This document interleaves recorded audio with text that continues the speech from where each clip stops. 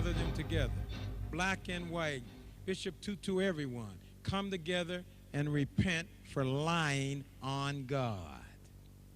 Now, I would ask you as a Christian, one who proclaims and professes to have met Jesus, how are you and your people going to develop 2 million jobs for the country? All right. How are you going to stop making the Pope white, Mary white, Jesus white, Moses white when they were not white? When and where are you going to develop a mass education program and not tell the people to wait till they get to heaven? When are you going to tell the man with 47 cars to sell those cars and give that money back to the poor people so that they might have a decent life? When are you going to repent on behalf of the Christians for enslaving the people, the descendants of whom are in this building tonight? When are you going to repent for causing the slaves to be prostitutes? When are you going to repent and ask forgiveness? When are you going to ask the white people to give back at least half of the 87% of the land that they stole in view of the fact that the Bible said, thou shalt not steal? When are you going to persuade your Christian white brothers to not control 95% of every asset in this country? And finally, when are you going to persuade the white people to give to the Tswana tribe all the Kimberly property that was the birthplace of all of the diamonds and give them an accounting for all the money due to them? When? I have not studied much, but what I do know, I have met Jesus. Thank you. And very I much. know he has changed my life. So you don't want to answer the question? That he will change many other Thank people you, sir. to accept him. Can I have the next question? All right, please? brother. Thank you very much. Keep the faith. When white people say they're white, they're not referring to the color of their skin. If Margaret Thatcher gets a suntan, I don't know what it would look like, but let's just assume that Margaret Thatcher got a suntan. You wouldn't call her a colored woman, would you? You would still call her a white woman, even though her skin may be brown. What do you mean when you say white? You mean that she is from Europe. So whether she's Italian, white, Sweden, white, England, white, France, white. White means coming from Europe. Black means coming from Africa. So whether we're fair skin, brown skin, dark skin, East Coast, West Coast, North, South, if we're from the black continent and we've been here 300 years, we are black people from the black continent. All over the world, 1 billion people uniting through Ramadan. That's why I'm hopeful and optimistic that by the year 2050, when 1 out of every 2 persons would have been born a Muslim, we would have the first real meaningful opportunity for a permanent world peace. Assalamu alaikum. This country could explode. Who will be the first targets? The businessmen, the lawyers, those who didn't want the masses in their office. They will come without your permission. So if Hitler killed 6 million Jews who were European Jews, and Hitler was a European, give the Jews part of Germany, not of Palestine. Sure, he works, so do I.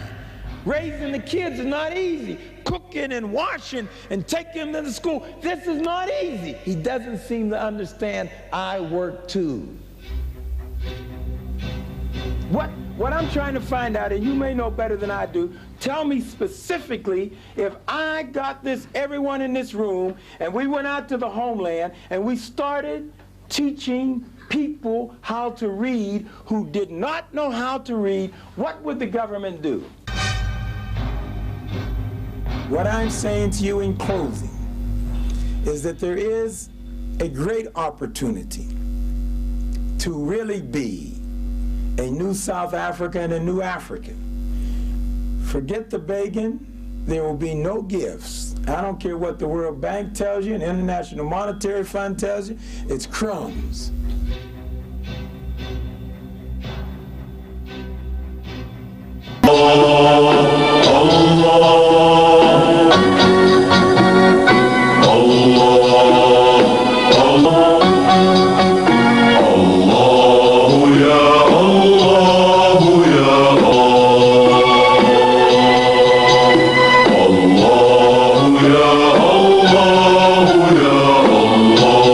Tonight's meeting is arranged for us all to benefit from the lecture which will be given inshallah by Dr. Khalid Al Mansoor.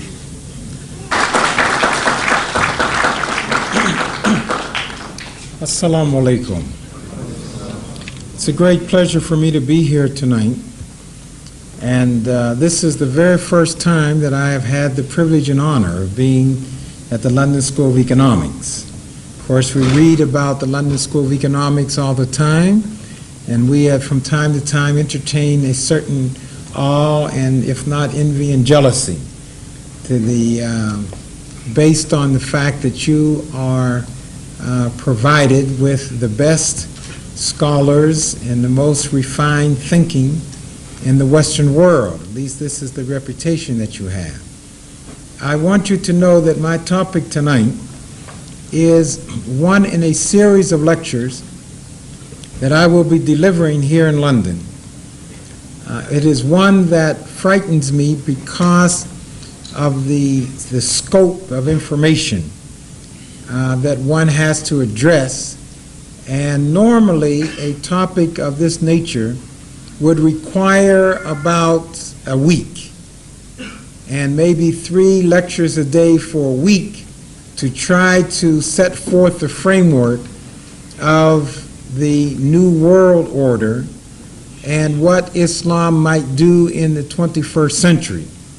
So to try to condense a week's worth of lectures into an hour and a half is quite a challenge.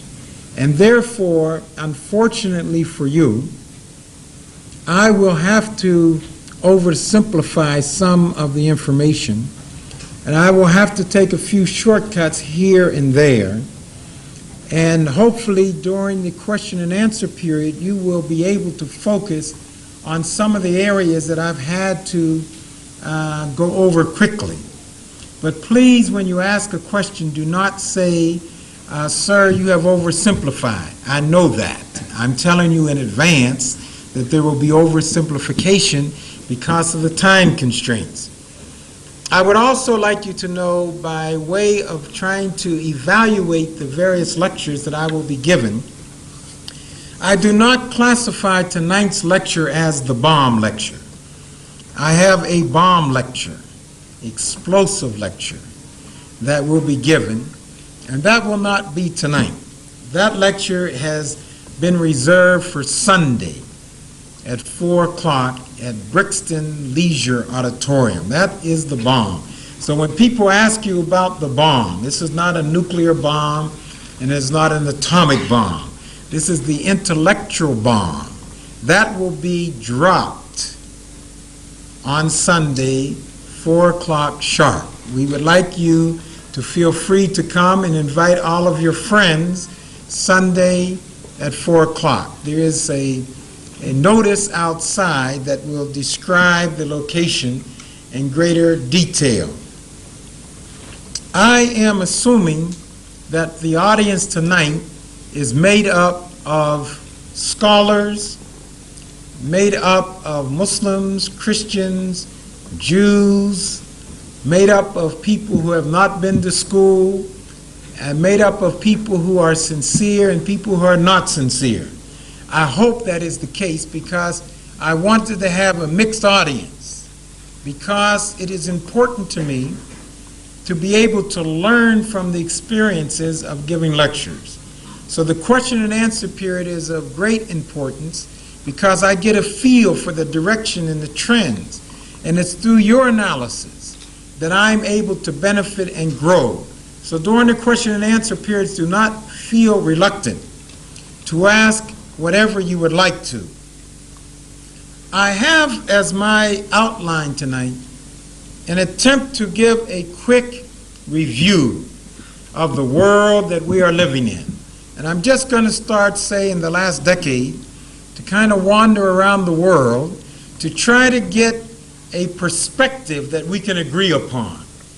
We may disagree on very small matters here and there, but generally I would like you to have some appreciation for how I see the world, at least, in the last 10-year framework, and then look at what the world is likely to look like in the next 2 or 3 decades, and ultimately the next 100 years. And our final challenge will be to find out if Islam will be relevant to the world of the 21st century. Maybe the world of the 21st century will be profiled with atheism.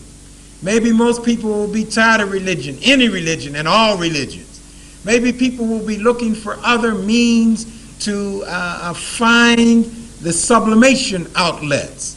These are the areas that we're going to try to tackle. We want to know, what will the world look like in the 21st century? Our emphasis in summarizing the world will not be religion. Our emphasis will be a geopolitical framework drawing on some aspects of politics. That's how we will look at the last decade, and that's how we will look at the forthcoming decades, and that's the framework that we will use to discuss the relevancy of Islam for the 21st century.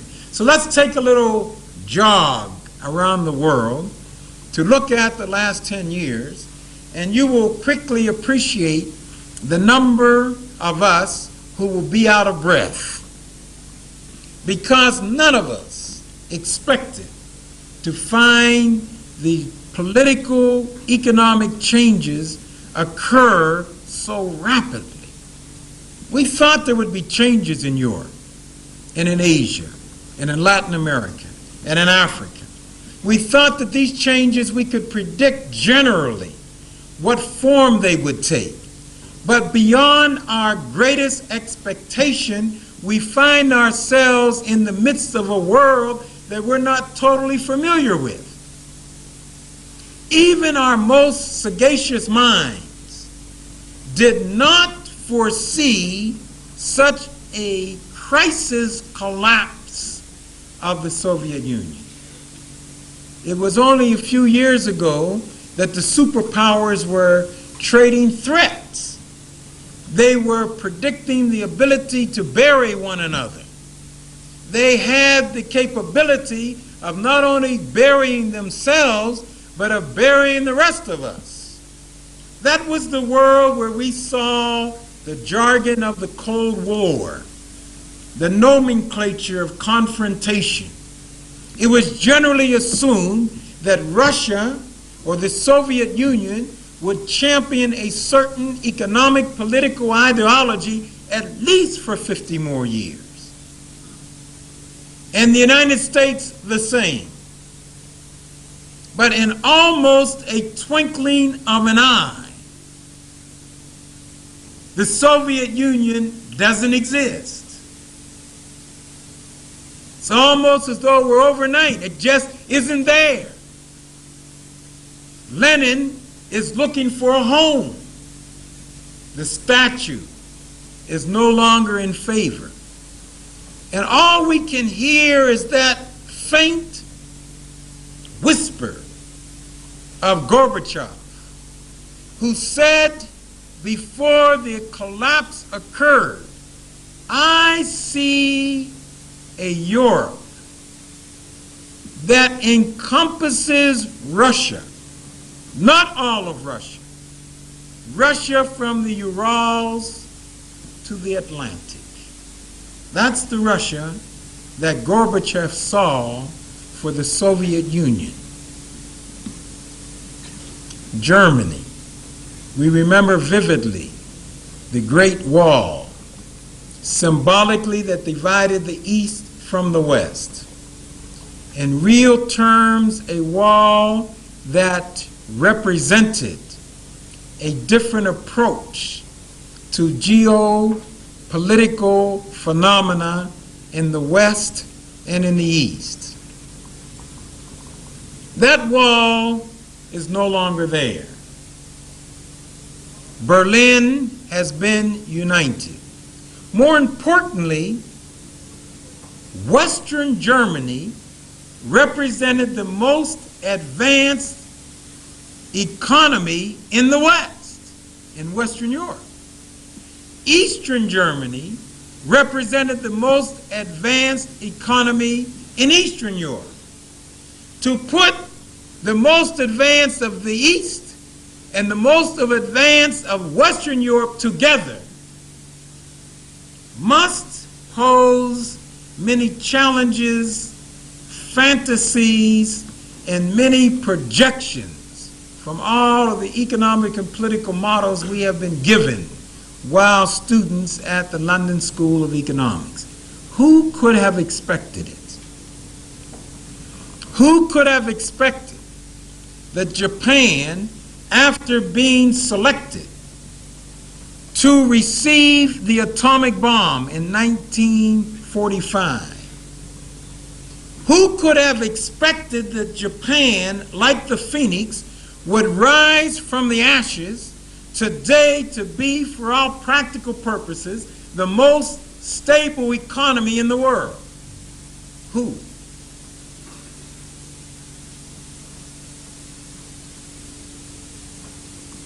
Who could have predicted in 1945 that of the top 20 banks in 1992, the first 12 would be Japanese?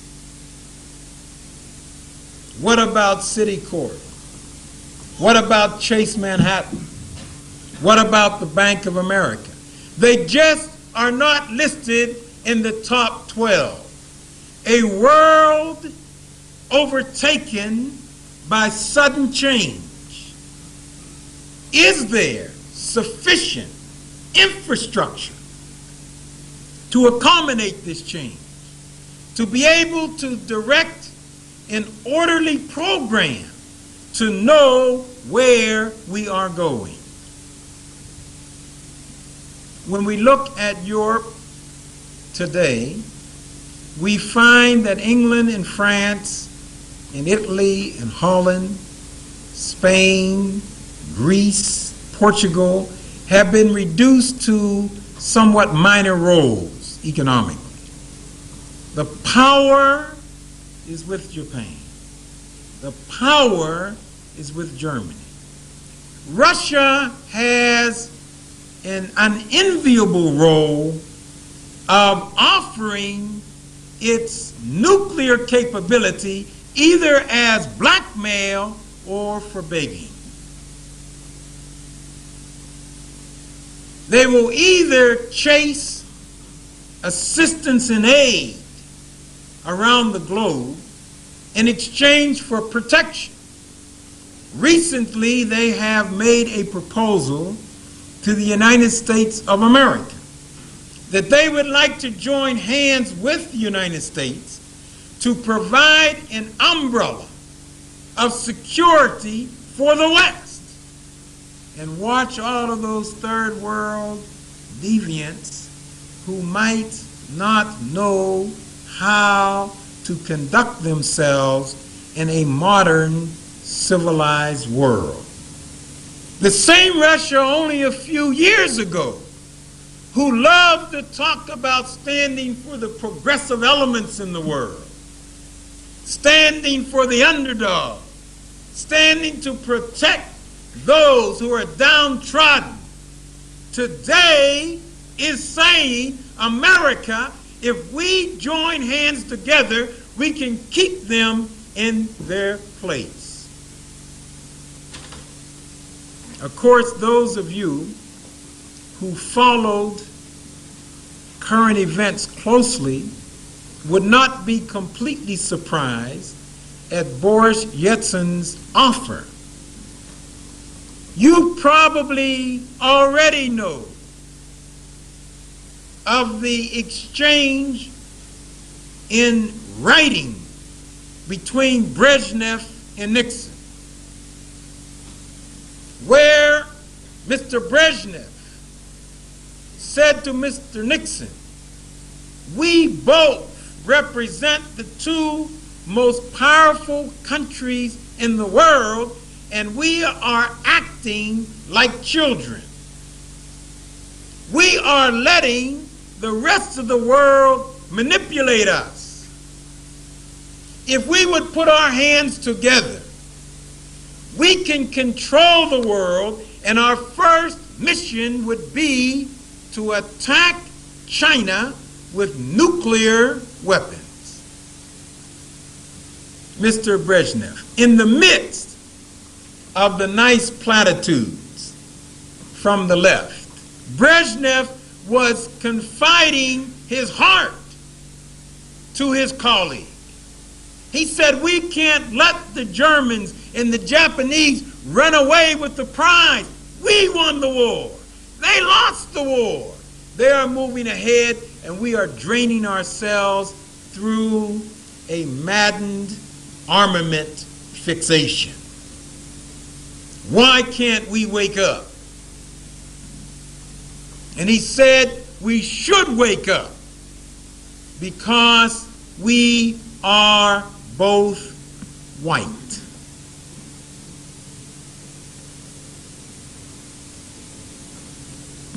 You look surprised. You look as though you did not expect that white people can meet together, notwithstanding what they say for political consumption, and plan how to rule the world. That is not what we are taught at the London School of Economics. We are taught that there's basically a good world out there, and people just need a little edging and a little directive, and they will do the right thing. But when we hear these statements, it creates a bit of uneasiness. Well, if that makes you uneasy, let me mention some more things. After all, Mr. Brezhnev was just following in the steps of Karl Marx. Did you know what Karl Marx said about the racial question? Do they teach that here in this school? Let me share it with you. Karl Marx also liked to write letters, and he wrote to his friend Engels. And there was a controversy about a gentleman by the name of Lassalle, who reportedly was a socialist intellectual. And he, Marx, and he, Lassalle, had a little disagreement. Intellectuals do these things from time to time. And Karl Marx wrote to Engels and said that Lassalle will never understand socialism because he is, I'm quoting, an oblong, kinky-headed nigger who came with Moses from Egypt. And that is the basis of his mental limitations. Now, the letter was written in German. Until he got to the famous word nigger, he wrote in English so there could be no misunderstanding. Karl Marx. On another occasion, Karl Marx wrote about the French anthropologist Trémaux. He said, we owe Trémaux a great deal because he first discovered that the African is not human, but is a descendant of the ape, consistent with Darwin's theory of evolution, Karl Marx. So you shouldn't be surprised to learn that from time to time people are tempted to think devilish thoughts and to entertain devilish plans that they do not always publicize to the world. Nevertheless, if the United States and Russia had perhaps had sufficient trust to form some kind of an alliance in the 60s, our lives today would be much different than they are.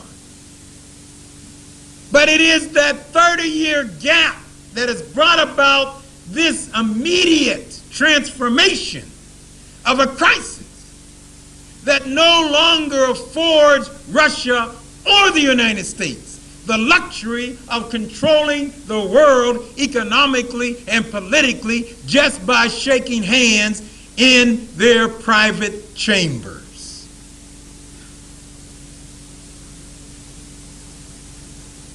Japan has become very strong during that period of time, a third world country.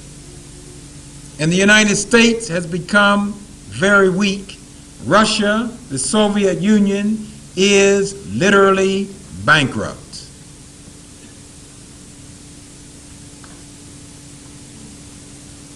You probably have no quarrel with my description of Russia as being bankrupt. And perhaps you are a bit reticent to accept my pronouncement that the U.S. is bankrupt. And even if I repeated it and raised my voice, I doubt if it would have any greater impact. So I will say nothing more except they are bankrupt.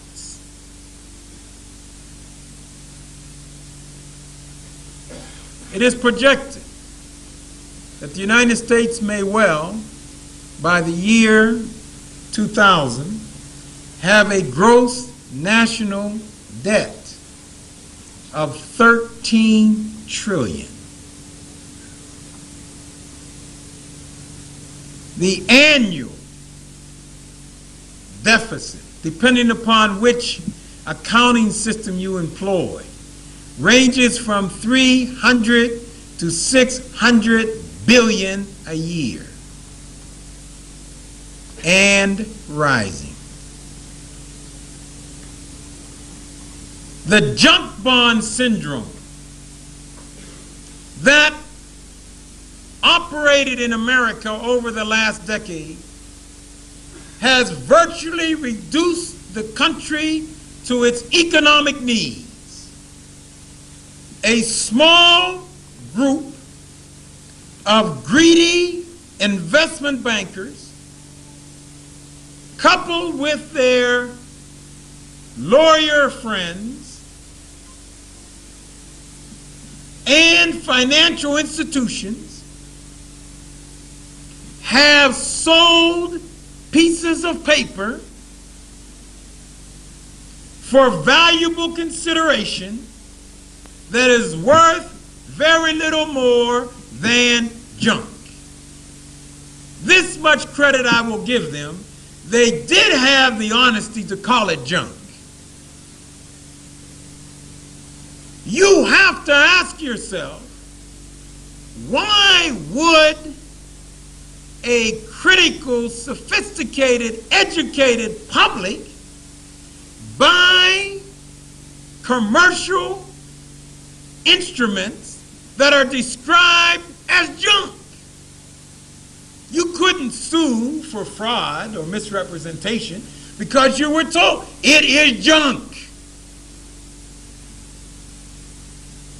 But greed overcame common sense and rationality, and junk took on a form of value, partially because of illegal connivance and partially because of imagination.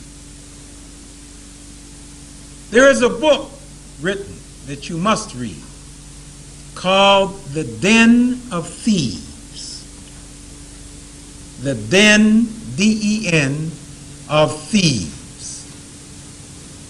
This book is a Simon & Schuster book, and it's written by James Stewart.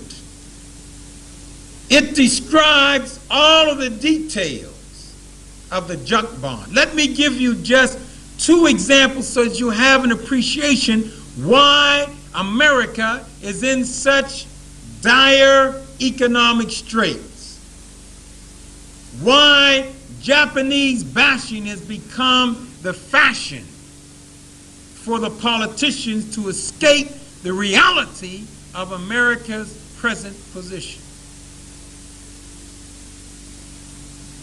One is the R.J. Reno Nabisco takeover. The total amount of cash that was put up by this small little group of so-called corporate raiders, the language is interesting, corporate raiders and junk bonds. But these were people who were financially anemic 15 years ago. No one knew of them. They were able to crack the code of American economic power. The American public does not know yet. They're just beginning to find out. And the more they find out, the more angry they will become. It will not be good the day that America finds out what really happened. It will be too late to change most of it, but there will be great anger and hatred looking for an outlet. In this situation, the black community will not be blamed. We had nothing to do with it. But $13 million in cash was mixed with over $20 billion of junk, and that corporation was purchased. Lawyers made millions and tens of millions. Investment bankers made hundreds of millions. So if you take that amount of money out of the net worth of a corporation, what do you have left? So they had to sell off as quickly as possible to cover up the debt deficiency. How could you sell off that much junk? Who would buy junk? These greedy manipulators took over savings and loan banks. Why? Because the deposits up to $100,000 was guaranteed by the United States government.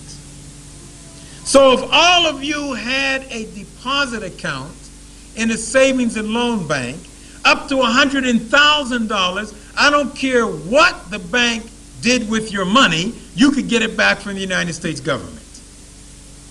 So that the managers and the owners of the savings and loans took all of these deposits to buy junk and said, who cares, the United States government has to pay you back, so don't get mad at us. We just made a mistake of judgment. And you're going to get your money back, so why should you worry? Now that the United States has to pay back billions and billions and billions of dollars, where will the money come from? Either taxes, and the American public has already made it clear they do not want any more taxes. And the politicians have received the message, even to the point of extending their approval and their acknowledgement of the message in body language. Read my lips.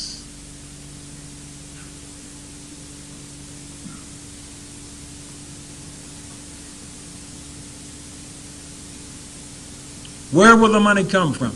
If the economy was vibrant, like during the Second World War, the United States controlled 50% of all the trade in the world. So you would swallow, get mad, put some people in jail, and then get back to basics. But the American goods are so costly today. The wage is so costly. The inefficiency is not there on a competitive basis. And consequently, the controlled markets and monopoly is no longer there. You have Koreans taking part of the market. Chinese taking part of the market. During colonialism, you didn't have to worry about that. Oh, those people were held down. They weren't permitted to manufacture anything for themselves. Now Hong Kong, Taiwan, Malaysia, Indonesia, Japan, not to mention Mexico, not to mention Europe, are all competing for a limited pie. And American goods cost too much. There are acceptable alternatives, and consequently the trade picture is not viable to supply the income from which taxes can be derived. The country is in a very, very precarious economic position, and no one wants you to know it. The giant is not as strong as the saber rattling would suggest.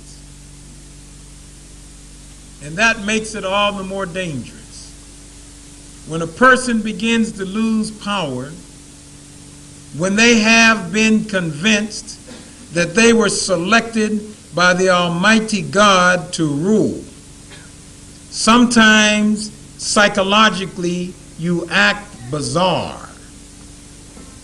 You act like a big bully on the block. You look for other forms to reaffirm your self-confidence and the importance of your existence in the geopolitical world. And America has been convinced that they are number one and that they will be number one forever. And if it were a persuasion based upon history or politics, you might be able to use reason and logic to show the patient that life doesn't have to stop just because you are becoming number 2 or number 3. The world will go on. It went on for Rome. It went on for Greece. It went on for Babylon. It went on for the Chaldeans. It went on for the Egyptians. The world will go on. But when the basis of your attachment, of your self-worth, is based on religion, it goes to the very core of your personality. That's the problem. America believes that they have been selected by God to be number one. And the television reinforces it every day so that America does not learn Spanish so that they can communicate with their neighbors in Mexico. And they don't learn French so that they can communicate with their neighbors in Canada. They say, let the world learn English or we don't want to talk to them. If the Japanese cannot learn to drive a car on the right side, then they don't need our cars, but pay for them anyway.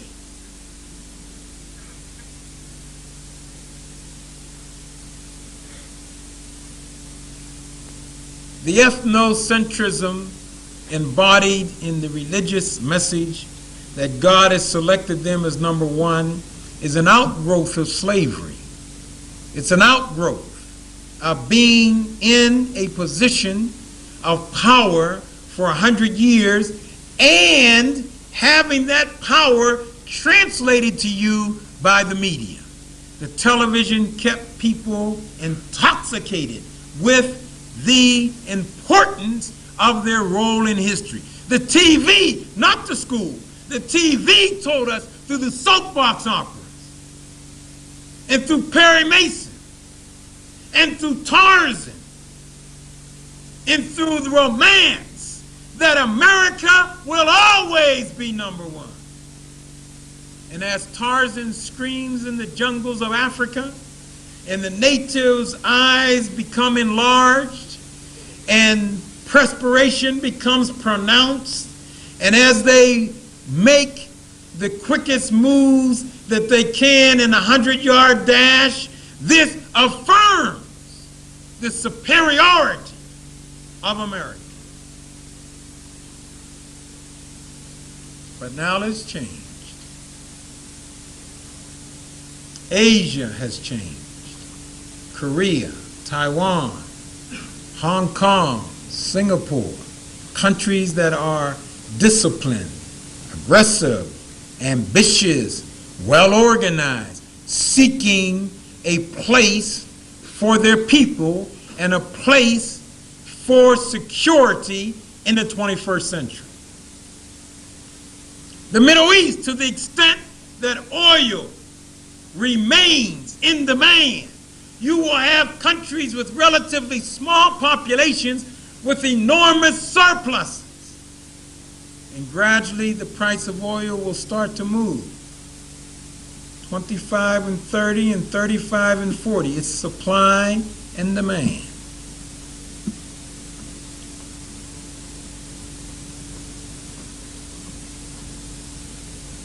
Africa has been written off as the continent of eternal backwardness.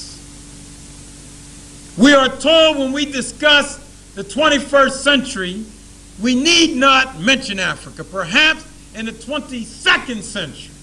But the 21st century, Africa would be studied as an economic basket case. That's what we are told.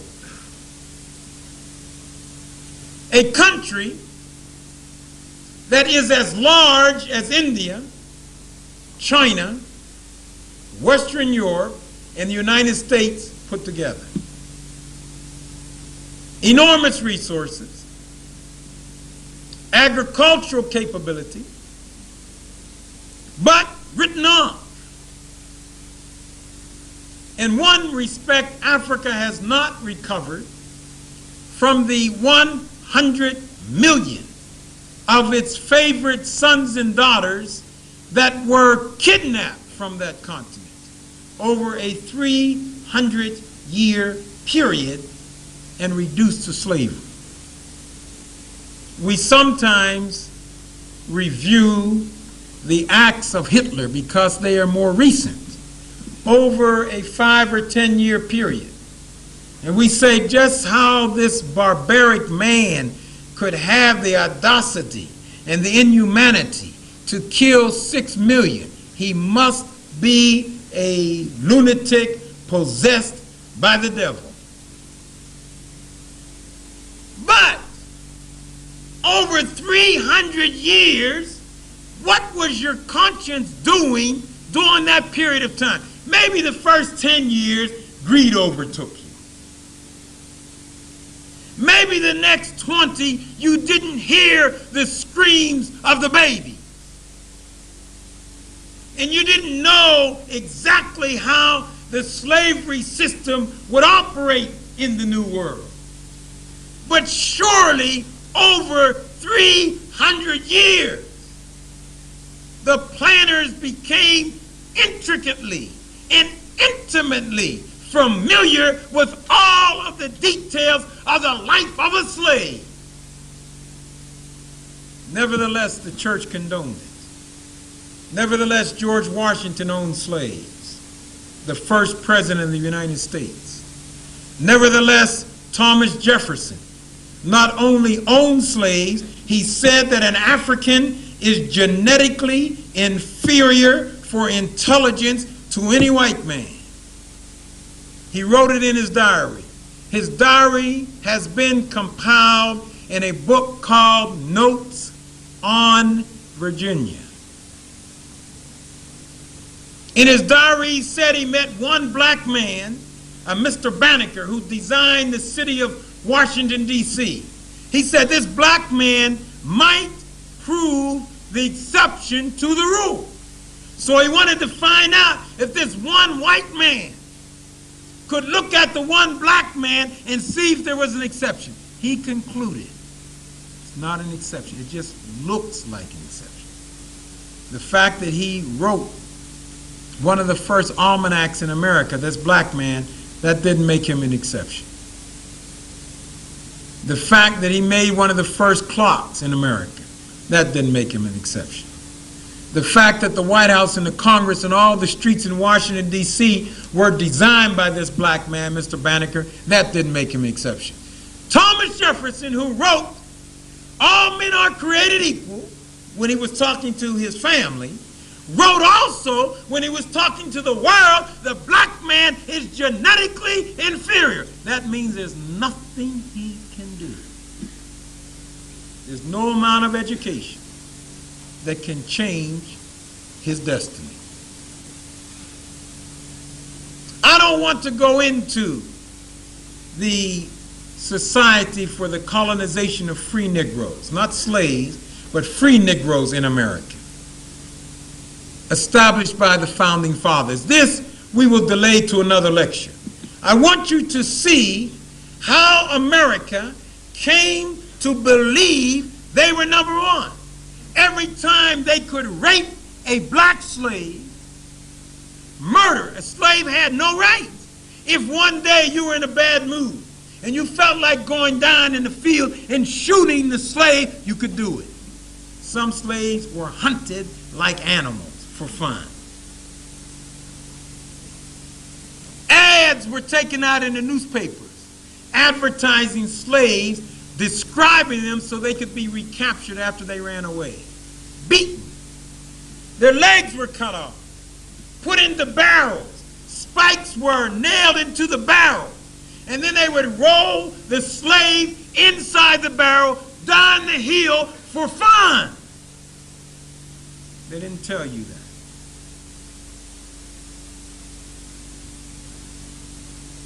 Now compare this mentality with Hitler.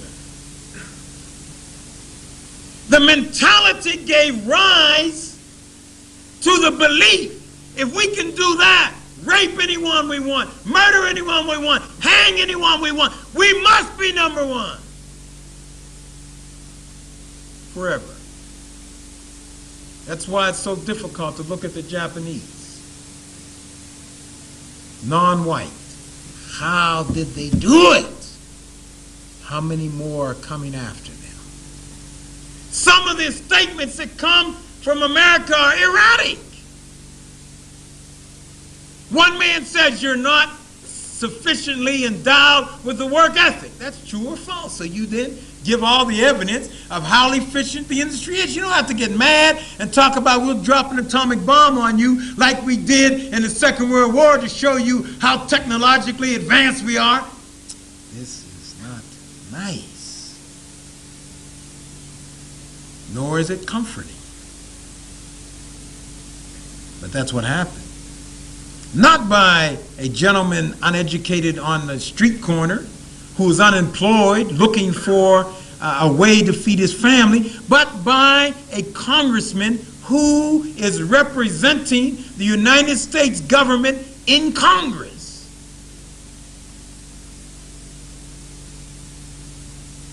The world is changing, my friends. It has changed very quickly.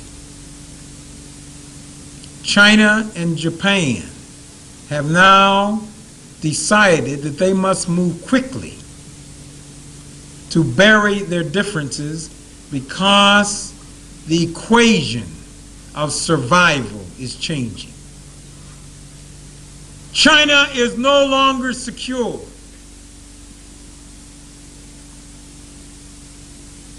Mr. Yeltsin said that they were going to turn their arms away from Europe and America. They weren't going to target America and Europe.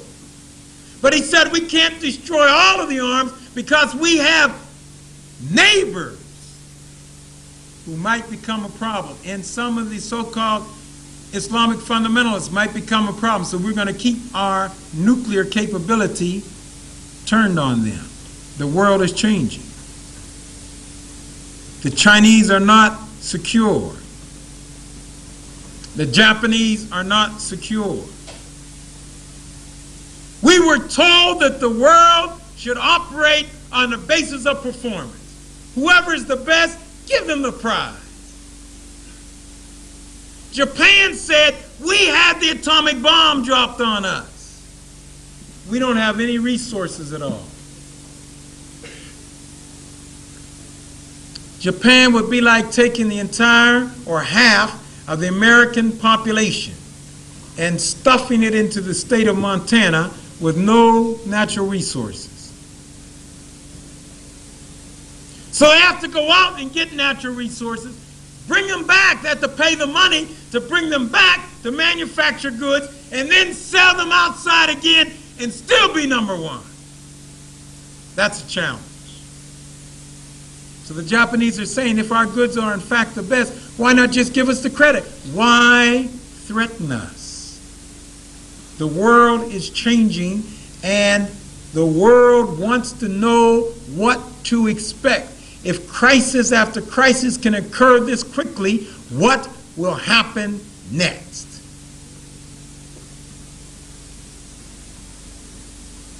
Let's look at the present status of Europe. In my travels around Europe, I have not found anyone yet that takes the United States seriously economically. They say you have to watch them politically because they may do things without telling you. But economically, they are not. Why? When Romania decided to overthrow their government, they called the gentleman a dictator. They came to the United States and said, now we have done what you recommended. We're following market economy and we're following democratic process. Could we get some assistance, some aid to help us? The United States said we will think about it and we will weigh it and we will analyze it. And they decided that they would offer them $500,000. Ask the Romanian embassy. I'm sure they would have liked to have offered more. The money's not there. Poland had a debt of $30 billion. They said, United States, we're following your lead. We finally realized you were correct. Democracy and the free market economy is the way. We need just some assistance for the transition. The initial discussions were $10 million. Through the lobbying of the Pope and others, it started to rise to around $100 million. But what is $100 million when you have a $30 billion debt? Russia has been waiting and waiting. First they told them, we have to study. We don't know if you're serious. Then they said, well, we agree to help you, but the help will come in the form of technical assistance. We will show you how to do things. The Russians say, look, my friend, our people don't have food. We want food, bread, cheese, milk. When can we get it? How much can we get? I said, don't raise your voice. You are a beggar. We may be political allies, but we're not on the same footing economically. Now we're going to tell you one time what we're going to do. Try to digest it and wait till we call you for another consultation. Read my lips. Economic assistance. And then some credits to buy wheat. So you take the money, you buy wheat from American farmers, and you send it to Russia. On the other hand, America gives almost $4 billion a year to Israel.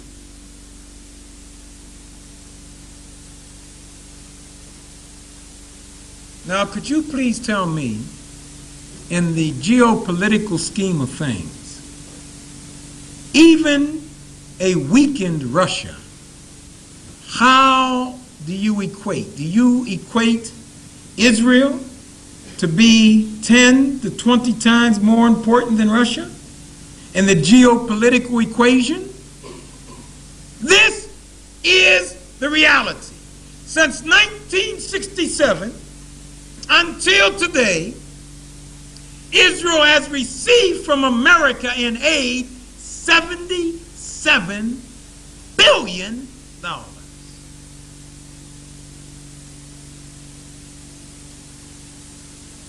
Talking about we're God's chosen people. 77 billion didn't go to the Japanese. If I compare Israel economic development with the Japanese are God's chosen people.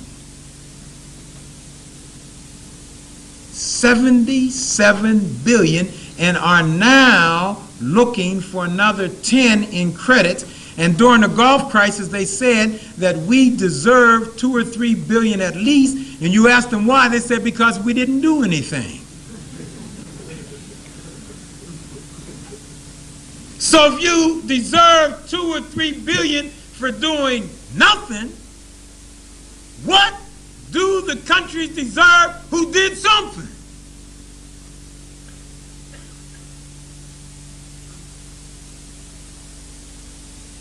It is difficult to quantify the world today so that we know what to expect, what is going to take place. Let me now give you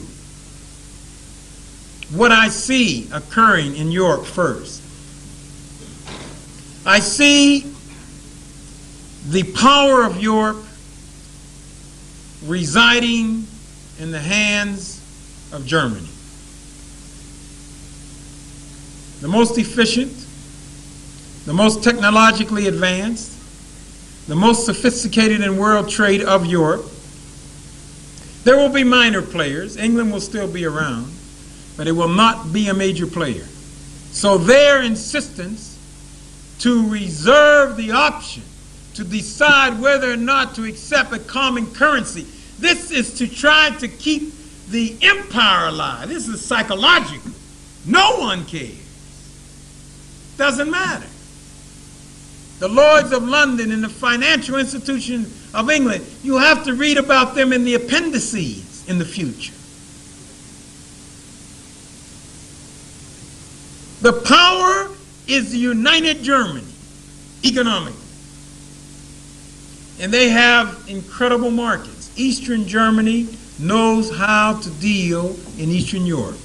The United States does not.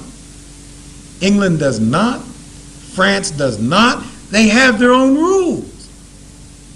They know all the players. They know who makes the decision. They've been interacting with them for years. So Germany, West Germany, got a break. It was a marvelous acquisition to get all that knowledge. For $100 billion, it's cheap. It's a bargain. Now, for protection, money alone will not help you. So they have to form an alliance with Russia so that Russia will provide the nuclear protection.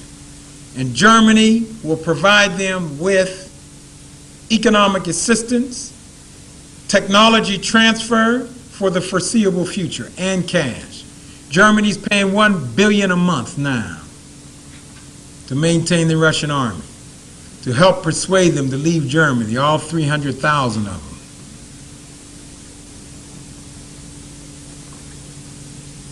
That's the complexion.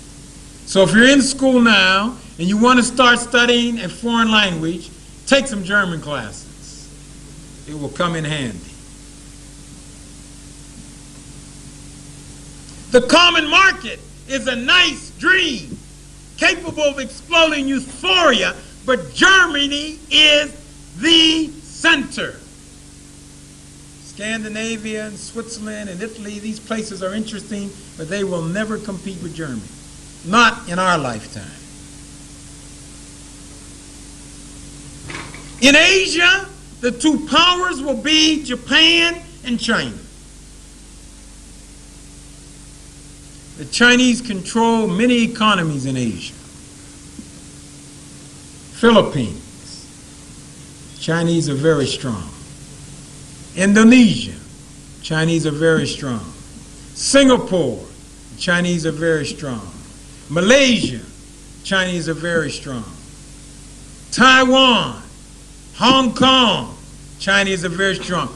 Over 1 billion people. And they have nuclear capability.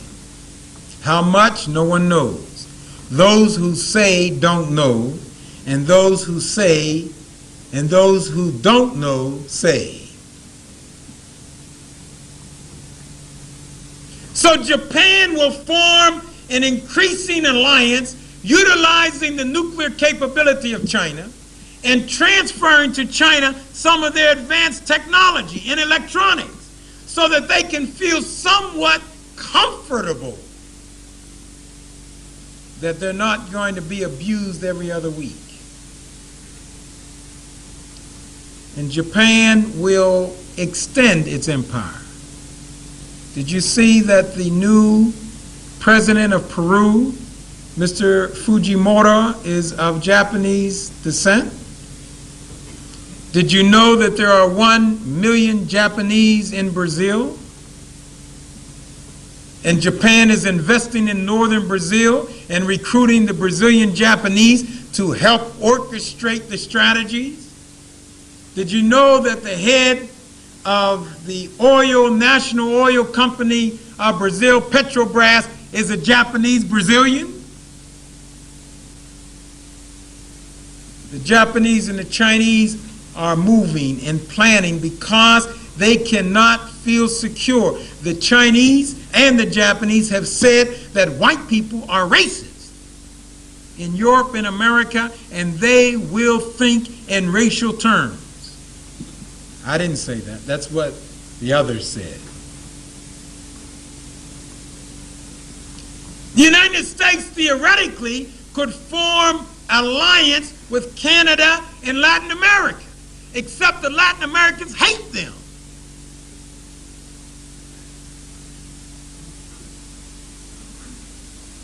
The big brother with the big stick. It doesn't help matters to mine the harbors of Nicaragua in violation of the United Nations Charter.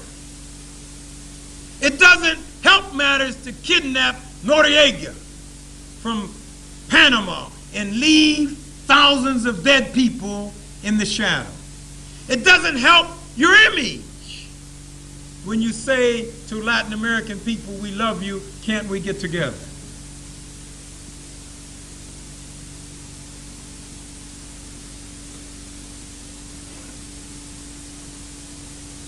It doesn't help matters to say to Mexico, we're going to build a big wall. One time, the United States was planning on building a wall all across the border of Texas to keep the Mexicans out. And I became confused when Mr. Reagan was in Germany and he said to the Russians, tear down that wall. I came late. I thought he was talking about the border between Mexico and the United States.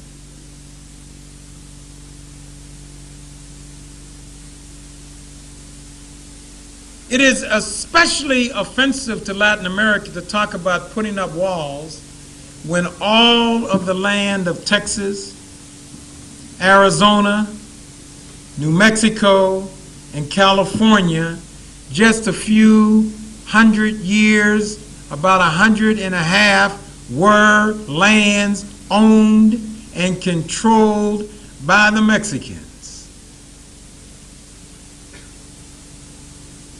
So it's difficult for them to accept the pronouncement that we don't like you. More frightening than that is the realization that in the same way that the Soviet Union disintegrated the United States could also disintegrate. Today, it seems impossible. But so it seemed impossible to Gorbachev. But we are told by the United Nations and the demographers that in only 65 years, half of the population of America will be non-white, primarily African American and Hispanic. 65 years. The majority of the people in California will be Mexican.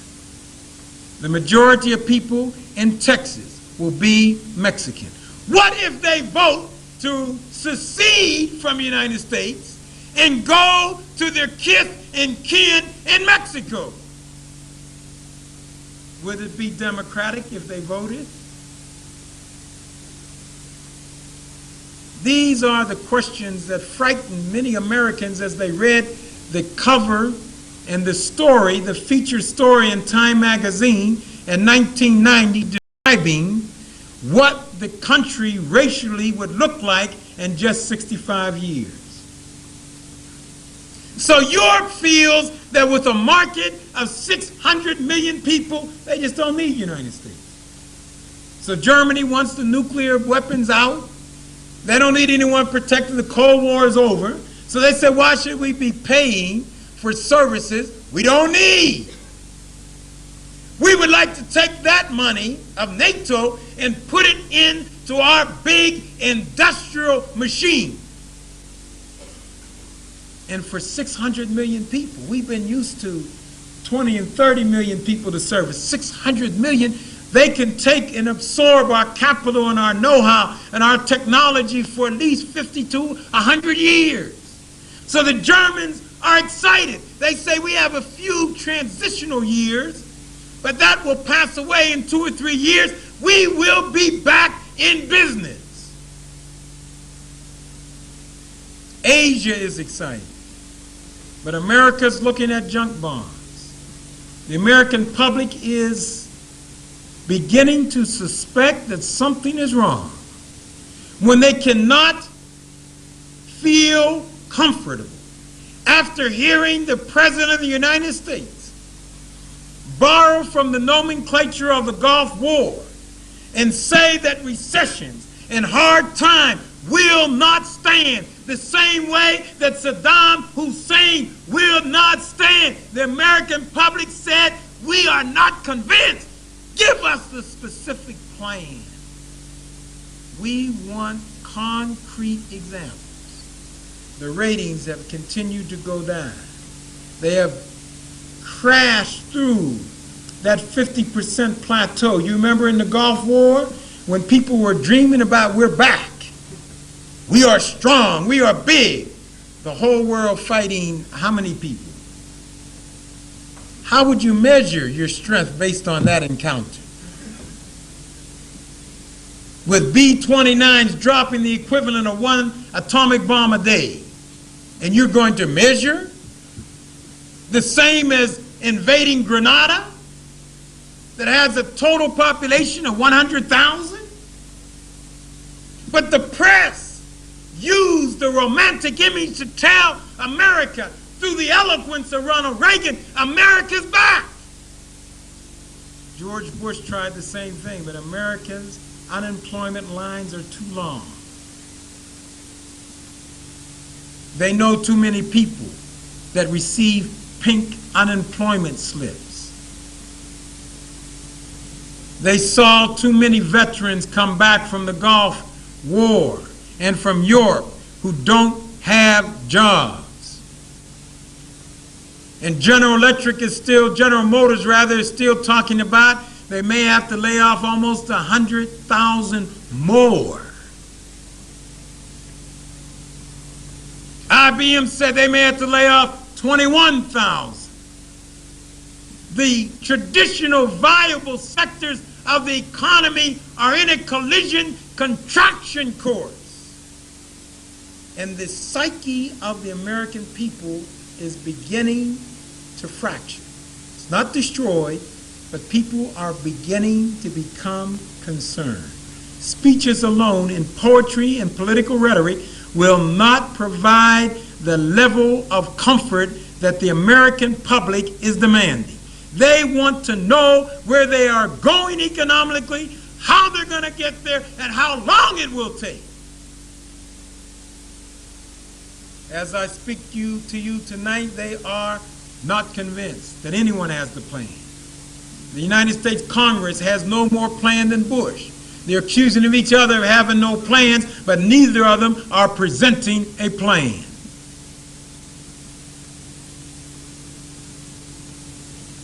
Europe's fear is not an economic dependency on America.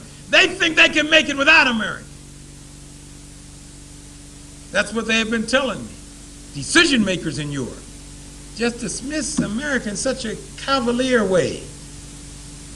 They think they can make it economically, but they're not convinced that they can make it socially and psychologically.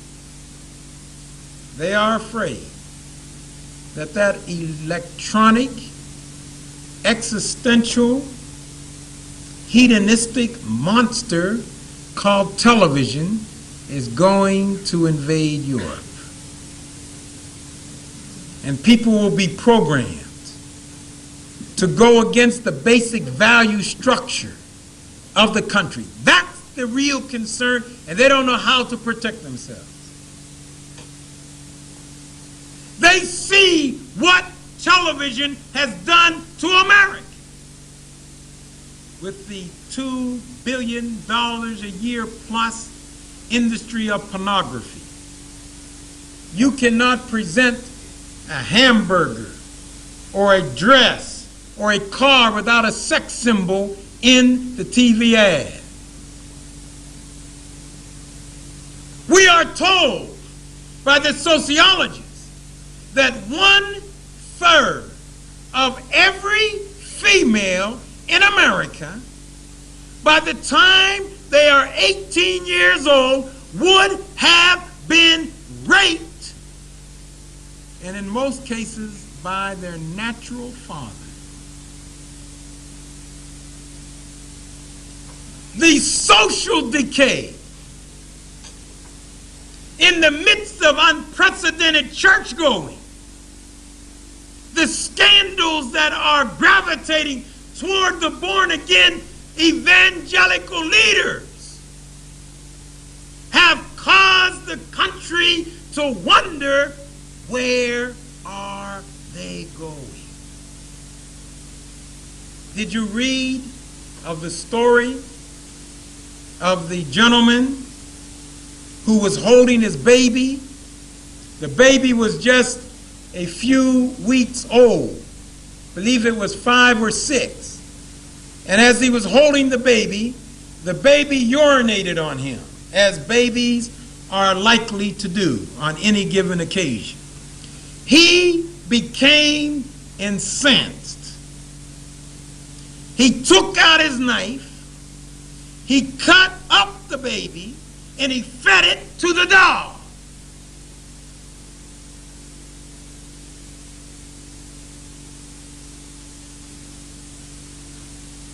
Electronic, existential hedonism. Now, I have a book called PC versus TV. Can America Survive? And that book will go into the details that I'm not able to go into tonight because I only have approximately 27 more minutes before we have to pass to the question and answers. So that book will give you a little stronger perspective. Some of the things that I have not said is in a pamphlet that you can get from the World Islamic Propagation called The Role of Islam in the 21st Century. This has taken more time and gives more references of the data that I have attempted to use to support the conclusions that I have shared with you tonight. Europe's fear is the same fear that pervades in many households in America. Every American is not corrupt. Every American is not a slave to sexism. But the fear is that the number who are is too great and too large. Crime is rampant. Muggings. Over 25,000 plus 10,000 killed every year over drugs. Health services in decline. Housing ownership in decline. Young people not knowing what to do. Husband working, wife working. Then husband working 2 jobs, now wife working 2 jobs. Trying just to maintain an existence. In the black community, 1/3 of every black male with a college degree lives below the poverty line. 50% of every black female with a college degree lives below the poverty line. Now, in some cases, these results are a function of the wrong studies in school. If you major in sociology, you may be unemployed. If you major in black studies, you may be unemployed. The Chinese are not unemployed because they major in physics and chemistry and mathematics. You must look at the want ads of a newspaper to see where the demands are as you plan your career. Latin America and Africa are waiting and hoping that someone will come with economic aid. Every time I tour Africa, I tell the brothers, do not expect any significant amount of aid. You are not going to get it. Latin America and Africa, but Africa still believes. They say no, because we realize what was done to us. We realize slavery. They couldn't turn their back on us when they say every day the land of the free and the home of the brave, and when they say every day all men are created equal, when they say every day we are the leader of the free world and we have a conscience, they can't turn their back on us. They have. Now that's the fact.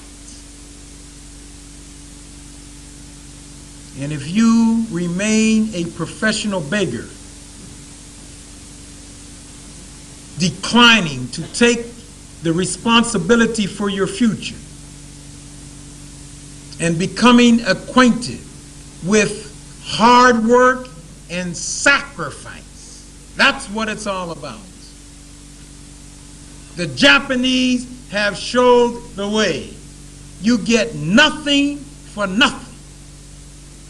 As you go back home and you talk to your leaders, and as you write letters to your friends and your parents after living in the environment of London School Economics, tell them the truth. Stop begging.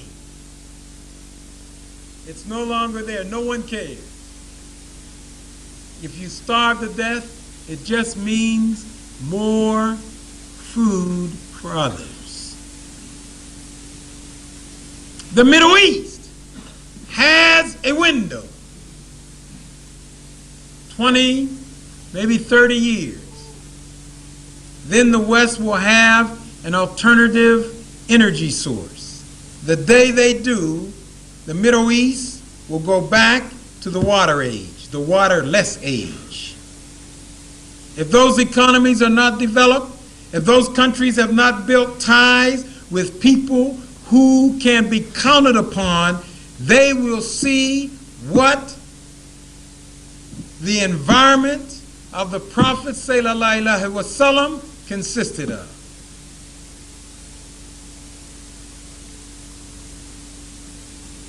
The first day, Europe will say, we've been waiting. We knew one day you would either run out of oil or we wouldn't need it. Now come here. Come and visit us now. We had a smile at you in the hotels. We had a smile at you in the gambling halls. We had to bring up the alcohol to the rooms. You order us around like slaves. Now! What did you say your name was? What are you doing here? We're not pronouncing that name. Ugly sounding name, you raghead Arab. You think I am mistaken? Put it down and check it out. All of the contempt for third world people will be directed at the Arabs, just like the Africans, just like the Asians, just like the Latin Americans. It's only necessity today that causes people to pretend a level of toleration, and that's not always convincing, as I witnessed last night.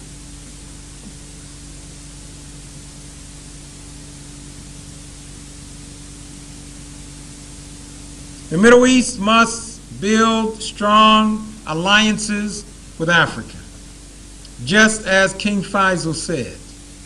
What is the fear? The fear is that if you put money in Africa, it will be dissipated. That the Africans will not take the money and build a country, so the money will be wasted. That's the fear. No one will say it publicly. But that is it, I know.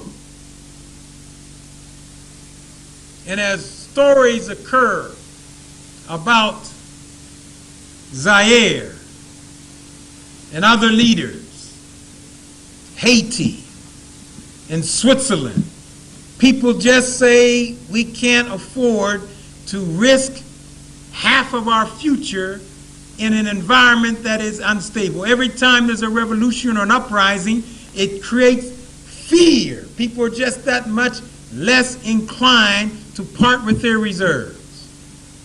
I'm saying to Africa, the Middle East is prepared to come to your assistance, but we must earn it, not beg for it. We just can't go to Saudi Arabia every week with a handout saying please. The Saudis took money that they could have blown. They could have thrown it away. But you have schools all over Saudi Arabia. At one time they were opening up one hospital a day. One hospital a day. Airports everywhere. They could have said, we don't want all that. That's going to take too much time and we won't be around. Let's just take the whole pot and run away. Sacrifice, so therefore they respect sacrifice. We must exhibit in Latin America, Asia, and Africa. When we go to the Middle East, we must go there as professionals, not as beggars. We go there showing the capability of our management staff. We show them we're willing to work 18 hours a day, because that's when we get excited. The first 8 hours we don't think about it. But it's when that 17th hour comes that we start smiling and saying Allahu Akbar. That is the sweat equity that supports confidence. And there's no alternative. You cannot imitate the West, the Western habits of watching TV and listening to music and getting drunk and expecting that people will want to invest in the country. They're not going to do it. And who will suffer? We will suffer. We need an educational excellence. In the United States, what is so very encouraging, that of all of the African students who study in America in college, 22% are A students. That's the highest level. 36% are B students. 33% are C students. 9% D or F. That's higher than the Jews. It's higher than the Asians. So if you can come from a village and excel, it means that motivation is the key. The people in the village told them before they left, brother, we're counting on you. Sister, we're counting on you to bring back knowledge. That's the spirit that will produce success in the world. A willingness to work. Sacrifice and work. There's no shortcut. Are we prepared to pay the price for our people? Or will we hope that someone else will come and do it for us and we enjoy the benefits? Are we just so obsessed with becoming a politician so we can get a big car and a big home and ride through the streets and have parades and holidays? Or are we committed to the New World Order? Now the question is, what is the role of Islam in that equation? We have to ask this question because in the lifetime of some of you who are sitting in this auditorium, the white race will be reduced to 8% of the total of the world. That's not out of genocide or wars, that's just given the population trend today. White people will not exceed 8% in 65 years according to the United Nations at the present rate. It's going to be a frightening experience. Some people will not be able to handle it. Because that means that within a period of time, whites will become extinct.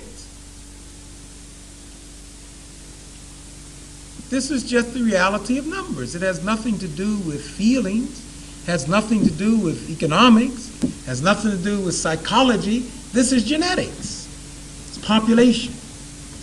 That doesn't mean the world will be better or worse. It just means the complexion of the world will be defined in terms of color if there's still a world. Some white people believe that that would be disastrous because we third world people would destroy the world if there weren't white people around to show us what to do. And they may be right. In such case, the world will be destroyed because they will not be around. If the population demographic projections are accurate by the United Nations, not by me.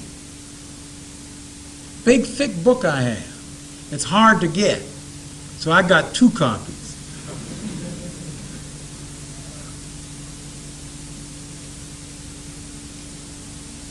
What happens psychologically to white people as they begin to think that they may disappear? What happens to the white Americans as they see they're no longer the majority? What goes through your mind? That's a traumatic experience because the TV is telling you everyone of any significance is white. That's a serious, serious problem that can result in a crisis disorganization, massive psychosis and neurosis.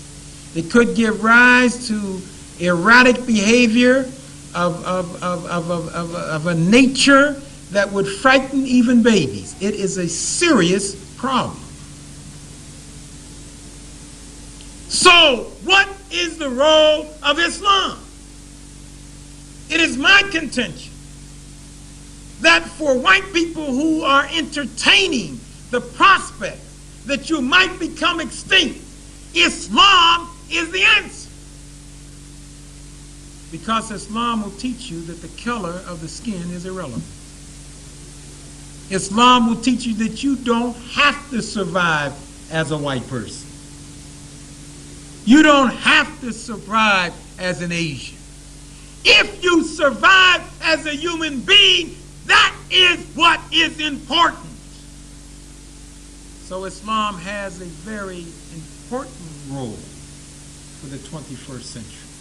To offer an intelligent, spiritual framework from which to maintain one's equilibrium, and one's emotional and mental stability. What does Islam have to offer to Africa that the world has written off? All of those traits that I've described are embodied in the Quran. There is no religious book comparing Judaism, Christianity, and Islam that tells you you should go into business except Islam. That's in the Quran. Working efficiently is in the Hadith. So the needs of Africa, psychologically, the motivation, the ability to control tribalism, a big problem on the continent. Big problem. Manipulated by politicians to keep chaos and to keep exploitation. Islam gives the answer to tribalism. Islam says that you don't have to destroy tribalism, but you cannot put one tribe above another. You can have tribal pride, but you cannot have tribal racism. So to the extent that Islam continues to extend its influence in Africa, the African continent benefits.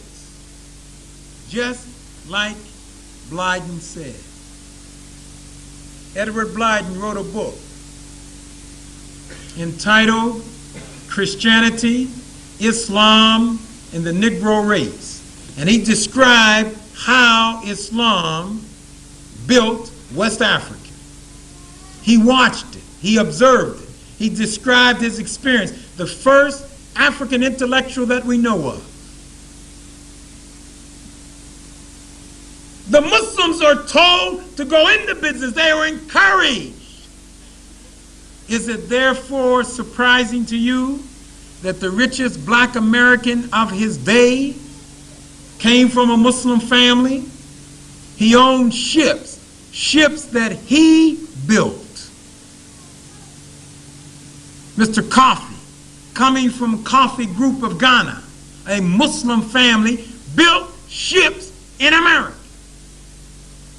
And he owned mills where they made cotton, and he sailed ships around Africa at least 8 times, and he traded in England and in Africa, in the United States, and the Caribbean. But he had a motivation. The African American, as they become Muslims, are bringing back that motivation for economic enterprise. Study, planning, hard work, business, trade. These are the values embodied in Islam. That's not to say that Christianity doesn't talk about being a good Christian, but it does not specifically say business.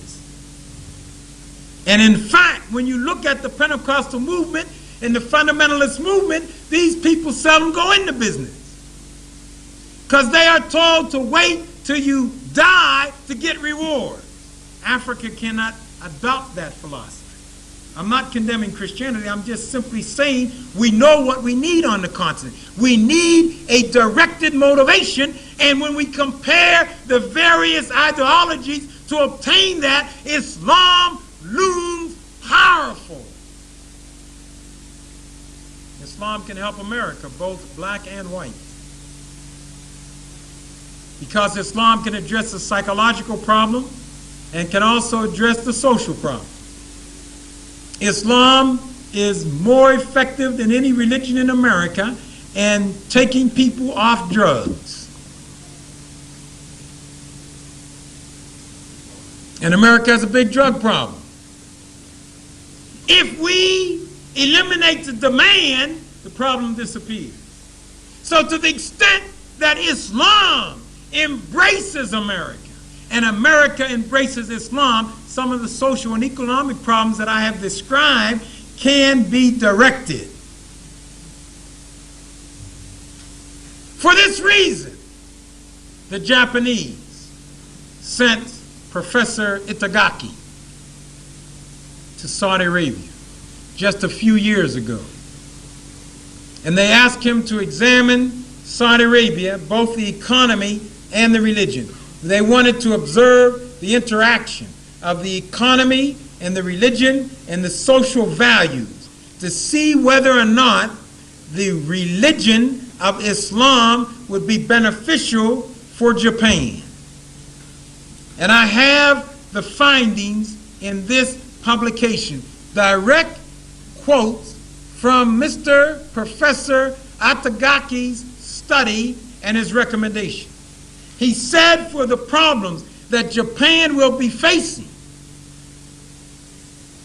that impact on its future, Islam has profound answers.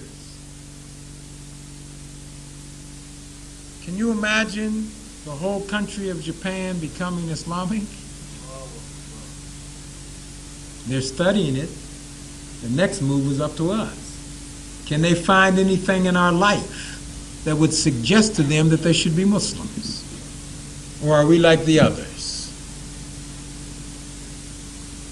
Is there anything in the way we treat our wife or our mother or our children or our employer or each other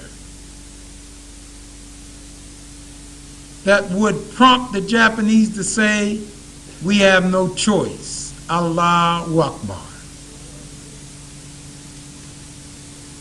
China has recently issued a decree, government decree, which says that Islam is indigenous to China and Christianity is foreign to China. All those missionaries have been trying to convert China through all these years, hoping that they could somehow get a hold of those leaders, make them accept Jesus. The Chinese government came out and said, when we look at ourselves, we look at Islam, it is indigenous. Chinese government suggesting that Islam has a role in the 21st century. The United Nations informs us that in simply 65 years, 1 out of every 2 persons born in the world would have been born a Muslim if there are no more converts. If you stop the Muslim tonight, no more conversions, the population will be 50% of the world. Our question is, will that be good for the world or will that be bad for the world? That depends on us. What will be the quality of our life and the life of our children and the life of our grandchildren? That starts with us tonight. The role of Islam in the 21st century, therefore, begins in the lives of the Muslims, February 1992. Islam is now making penetration into Mexico because the Mexicans are finding 2 things. One, that they had a brotherhood with the Muslim Mandingo hundreds of years before Columbus. In my lecture on Sunday when I dropped the bomb, I have the picture. I'm going to show you the picture of Jesus. The authentic picture, the oldest picture of Jesus. I'm bringing it Sunday.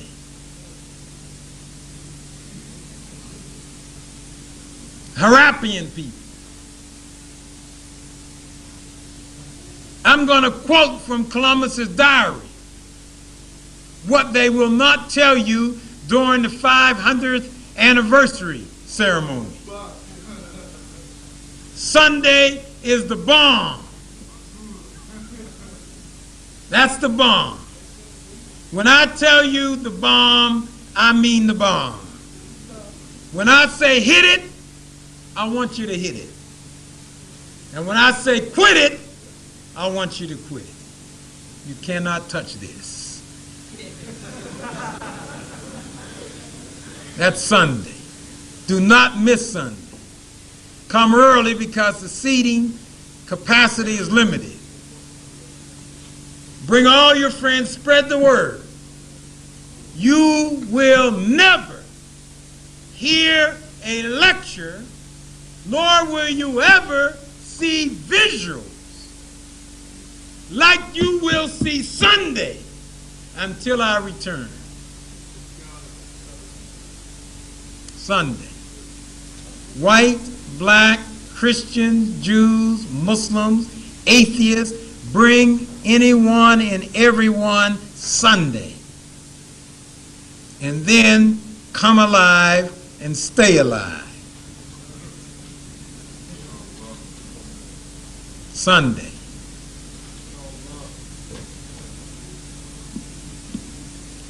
The role of Islam in the 21st century in the next 2 minutes that I have is profound. The Mexicans are beginning to convert to Islam. They look at the Olmec statue, they remember the Mandingos, how they treated them, and they say we should come back to Islam. Before I came here, I spoke at a penitentiary in the United States called Vacaville. And one of the Hispanics followed me all the way to the gate. He said, my brother, I grew up knowing that there was a bond between us, and I couldn't explain it. Now I know the defining and accompanying characteristics of that bond. He said, I won't be able to sleep. Allahu Akbar. Islam is the fastest growing religion in the world. We need Islam in America for the whites and especially the blacks, because we have adopted an inferiority complex. We need to read more. We need to study more. We need to be more disciplined. We need to know how to manage our time. We need to know how to prioritize our time, because the African American has a role in the 21st century. We will not be slaves forever, but we must earn the respect of the world. That means sacrifice and performance, not pity. Islam can do that. Throughout Asia, Russia, we know that Mr. Yeltsin has those nuclear-headed rockets looking at the Muslim countries, but we are telling the Muslims in Russia we have a higher order. Read. Reading is basic. India has just announced that they're going to restore relations with Israel because they want to watch these Islamic countries. Israel intends to control Africa from Johannesburg to Jerusalem. That's the plan, because the United States can't afford to keep giving them $4 billion a year. So they're going to take brokerage overrides. If the population south of the Sahara is 1,600,000,000 in just 30 years, and if Israel can just get 0.5% and 1% on all the pharmaceuticals and all the food, they can live well, even surrounded by enemies in the Middle East. The question is, does Israel intend to advance the people of Africa or to exploit them? To get some clues, you have to ask the African Americans in the United States, because we know. We've seen it firsthand. And from that perspective, we are saying to Africa, Islam is the answer. That's the only thing that the Israelis are afraid of. They're not afraid of the Arabs. They're not afraid of the Africans. They are afraid of Islam. And therefore we have enemies to try to prevent us from getting to the 21st century. There are devious forces studying us all the time, watching how to stop the growth of Islam. Because it's one billion, 200 million. Most of the Muslims in the world are from the developing countries. I didn't make it that way. Most of the Christians in the world are white.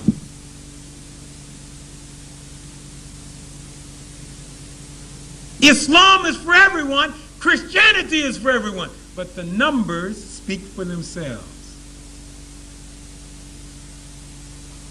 We know that Christianity has been used in the past to subjugate third world people, to enslave us mentally and physically. If anyone has any doubts during the question and answer period, ask me what happened to the African American in America and in Africa. The Christian missionaries, says James Baldwin, was embarrassed at the nakedness of the African. So they traveled thousands of miles to clothe them, and after clothing them, they led them into slavery. The Christian missionaries came with the Bible, and the Africans had the land. Today, the Africans have the Bible, and the Christian missionaries have the land. Assalamu alaikum.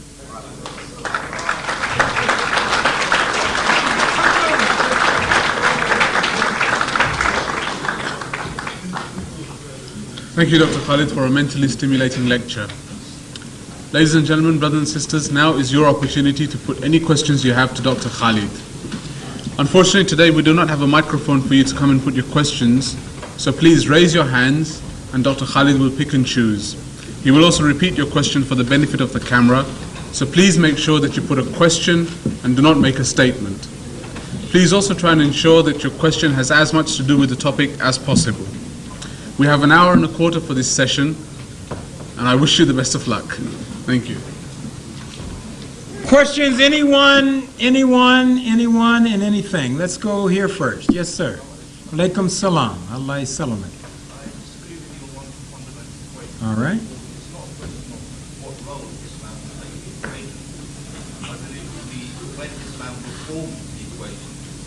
By this I mean we see so many Muslims today in the world, but they don't have a state.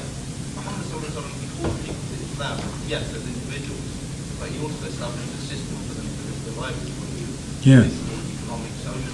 We don't have that anywhere in the world today. All right, well, number one, let me just say that the question is first of all, the questioner said that he disagreed with me on one point, and that the question is not the role of Islam in the 21st century as much as what Muslims should be doing today as outlined in the Quran, economically, socially, and politically.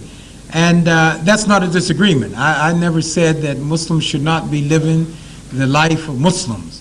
So we don't disagree. The question then becomes, when do we implement? And you will recall in my speech I said we start now. I even gave the month and the year, February 1992.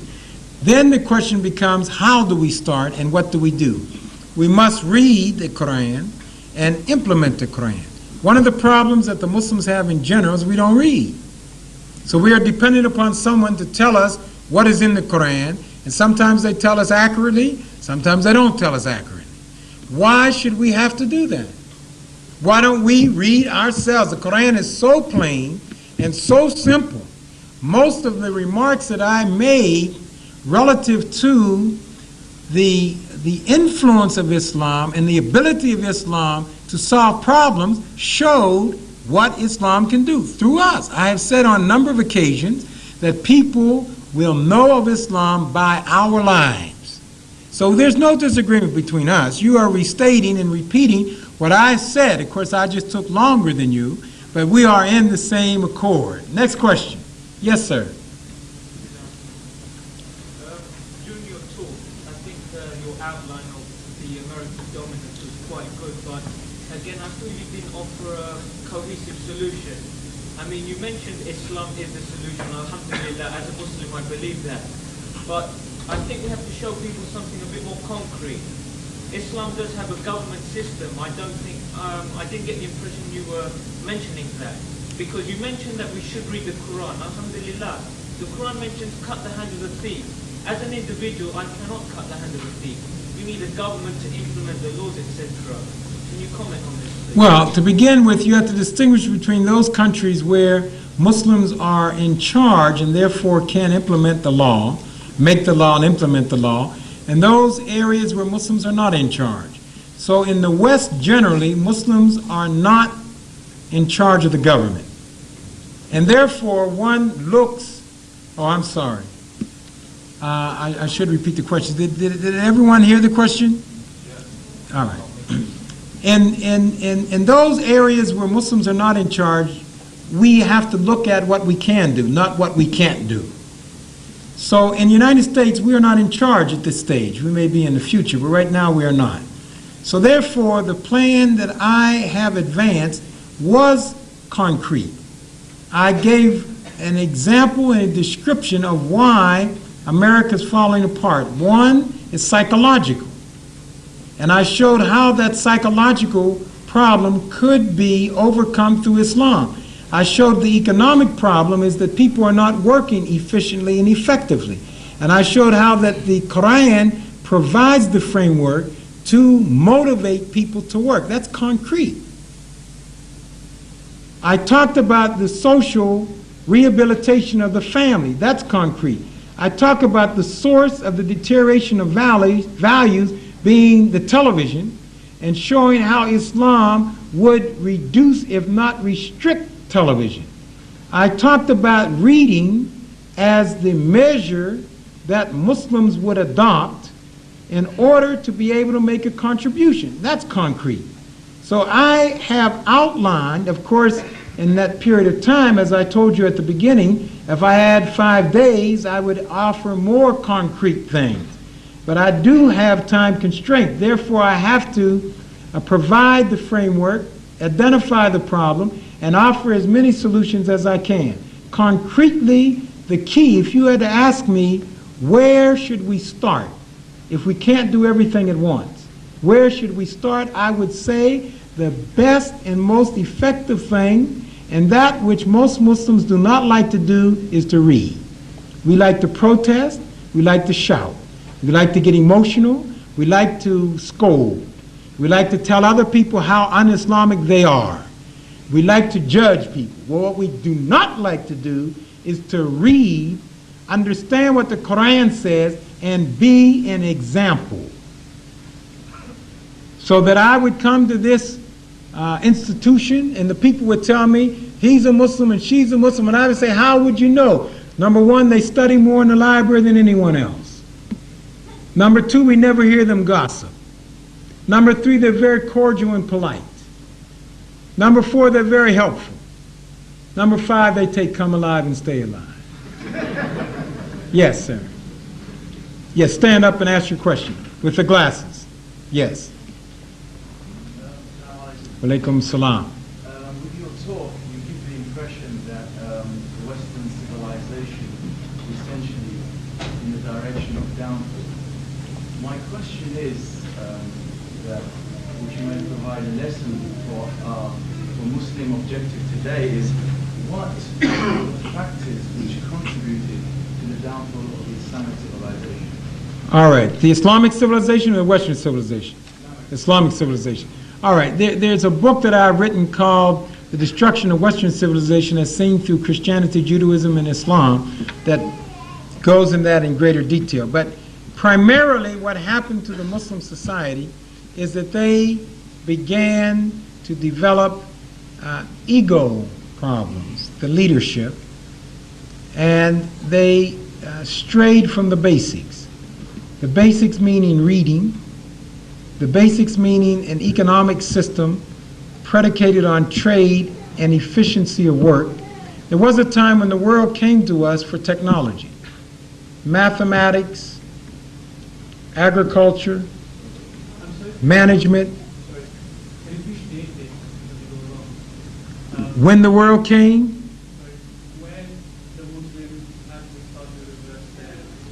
oh, well, the Muslims started to reverse their commitment when they started fighting among themselves. And now we're talking about when you started trying to decide the political question, who is a legitimate heir of the Khalif. Who should rule and who should not rule? That was the first mistake. Because there is nothing in the Quran that says that leadership should be genetical or non-genetical. At the death of the Prophet, sallallahu alaihi wasallam, he appointed no one. But he did offer the guide. The guide was, who will be true to the people?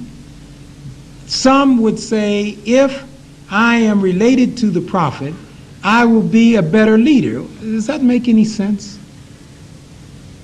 Does it make any sense at all? It's a desire to do what the Prophet sallallahu alaihi wasallam said do not do. Do not try to make me divine. Do not try to worship me. Don't try to hold any of my garments.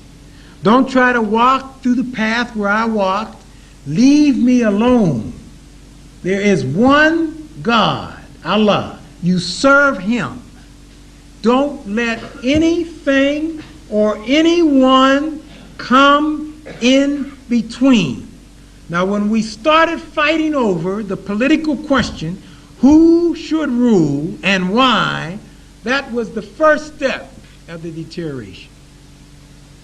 It took 100 years, roughly, for the deterioration to come in full bloom. During that 100-year period, we began to elevate ceremony over substance. We began to import the traditions from the West. We wanted to do what? Party. We wanted banquets. We wanted to be seen. We wanted to brag who has the largest number of camels and the largest number of tents and who has the largest number of women as wives, though we are restricted to 4 if we can treat them equally. As we became more secularized, as we stopped reading, we weakened our faith. Islam was still perfect. We weakened ourselves politically, economically. After 100 years of Islam, the various attempts to rule, first Damascus, after Mecca, Damascus, then Baghdad, then Egypt, then combination of all of them, we became flattered. When we first went into Spain, our leader there had over 400 volumes of books. We have 10 miles of paved road. We had lighted roads in the town. That was the advancement of the civilization. If you go now to the Alhambra in Spain, you will see in the ceiling where they brought rocks from different parts of the world because at night or in the day they look like stars. They had the ceiling covered so that it looked like stars shining at night. The architectural design, they had water going uphill. Until now, the engineers cannot figure out how in Alhambra the water is going up the hill and being recycled over the area. This was the kind of technology. We had the technology to sail to Mexico. The kingdoms, the Mandingo kingdom, the legacies. Fortunately, it hasn't all disappeared. If you go to Dangari today, in the country of Guinea, you will see a community there that's over 300 years old, where the people are living that pure Islam that started 1,400 years ago. Yes. I'd like to point out, first of all, you tried to disown the Islamic empire, let's say, after the 100 years. And then you boast about the Spanish Muslims. Is there not a contradiction? No, because we're talking about those individuals who took the pure Islam and implemented them. So I gave Dangri as an example. That was after 100 years. But the people took the pure Islam as it was originally given, and they implemented it, and it did not deteriorate in Dangri. In Spain, I give the example to show you what the Muslims did when they wanted to maintain the tenets. They predicated the society on reading, on technology, on cooperation. Those things that are spelled out in the Quran. The challenge today for us and in the 21st century are we, each of us individuals. Well, I'm not worried about the leaders. I'm worried about the masses, because that's where the power is. If we exhibit Islam, the leaders have no choice. But if we spend all of our time describing all of their deficiencies, of course, never looking at our own, we are not going to advance. And in the day of judgment, Allah's not going to judge us based upon the leaders. He's judging each and one of us based upon our life, as it is outlined in the Quran, our life. So that I come back to the university and I say, what are we doing here? Are we at the top of the class? Are we in the middle of the class? Are we at the bottom of the class? We theoretically don't have the distractions of others. So we have more time to focus, more time to concentrate. We should have more motivation.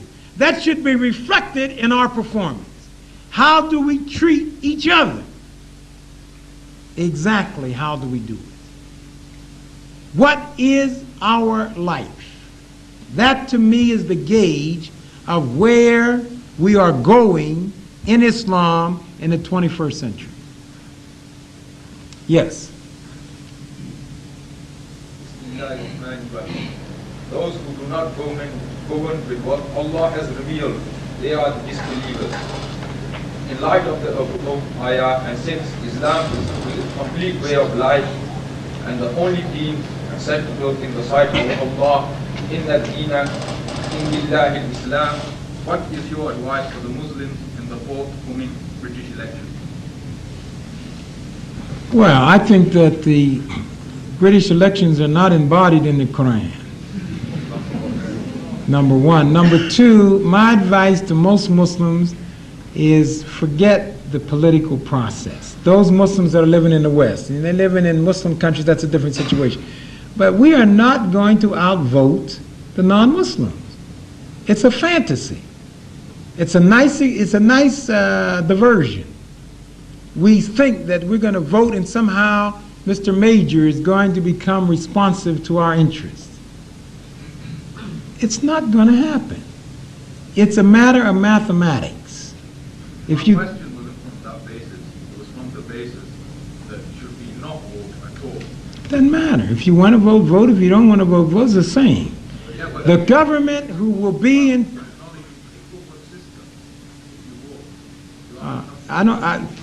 tell me in the Quran where it says that, so I'll know what to do. I'm just giving you the ayah. It says don't vote. It says those who govern Yeah. without the law of Allah, the Sharia, these are the kafir, the disbelievers. But you didn't ask me who's a disbeliever. I know that. I want to know, does it say don't vote in England? Directly or indirectly? Well, they won't say that, but you can't vote because you'll be acknowledging the proper system. No, why does the vote, all right, let me ask you this. When you buy food in the grocery store in England, do you acknowledge the kafir system? I don't buy it from the kafir. Do you buy in England?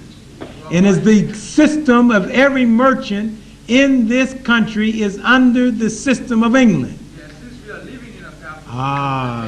there is no Islamic state. Well, but that's what I'm saying. So if a person says that they want to vote, it's no more an affirmation of the system. If you obeying the laws when you drive your car, or when you buy food, or when you get a license, or when you go to the university, that is regulated by the laws of the country.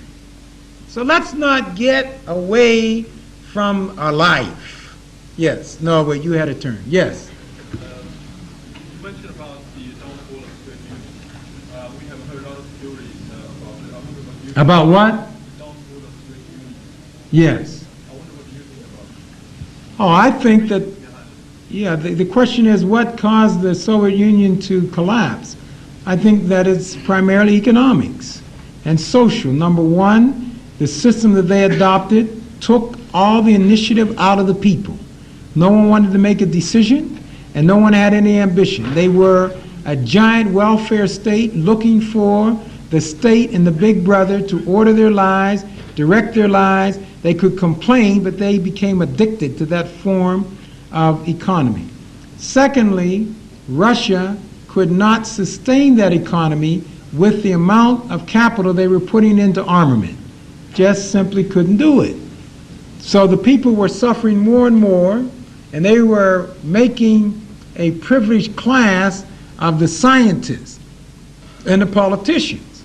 I mean, the politicians did well. They had bank accounts over there in Switzerland. They did all right. But the masses of people were not moving forward. The third factor that gave rise to the collapse of the Soviet Union was the Soviet Union was never homogeneous in the first place. The Soviet Union, the White Russians, never liked the people of color. They never respected those Central African or Asian Muslims. Of the 11 republics now in the Soviet Union, 6 of them are Muslims. The Soviet Union never respected them. That's why Gorbachev said that I want Russia from the Urals, not those Central Asiatic Muslim countries, from the Ural to the Atlantic.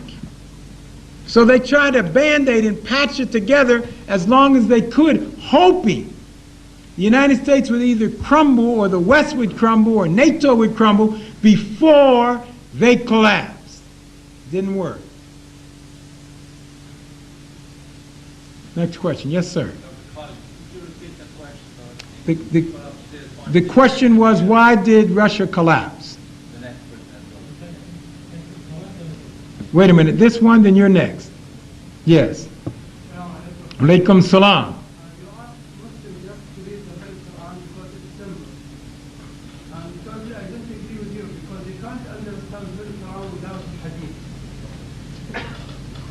Well, I don't mind reading Hadith and the Quran, but I'm just simply saying that when you read the Quran and the Hadith, I have certainly no problem with this. The question is, when are we going to start living the life of a Muslim? Specifically, the Hadith says that the advice of a wise man is worth more than 100 uneducated. So I can quote both. We are told, go to China if necessary in order to get knowledge. The point is knowledge, whether we quote Iqra from the Quran or China from a Hadith, there are certain basic principles that are very, very clear that relate to those concepts that I was discussing.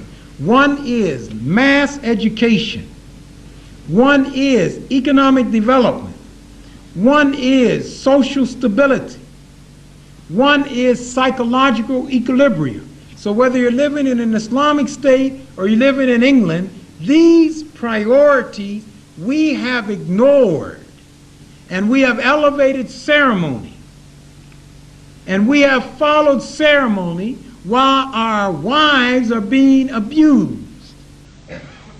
And we're not being very kind to our families. But we still pray 5 times a day.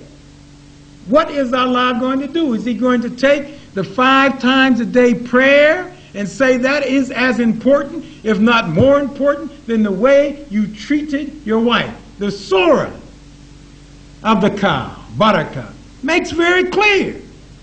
177. Righteousness is not facing the east or the west. That's ceremony. But then the definition of righteousness is outlined. Taking care of your family. Acknowledging the Creator. Ramadan. This is what we have gotten away from. We are not adhering to the substance. We are not reading. We are making excuses. We're saying, well, I don't have the framework. I'll pray 5 times a day, but I won't do the reading. The reading is what, the lack of reading is what enables us to be manipulated by the politicians.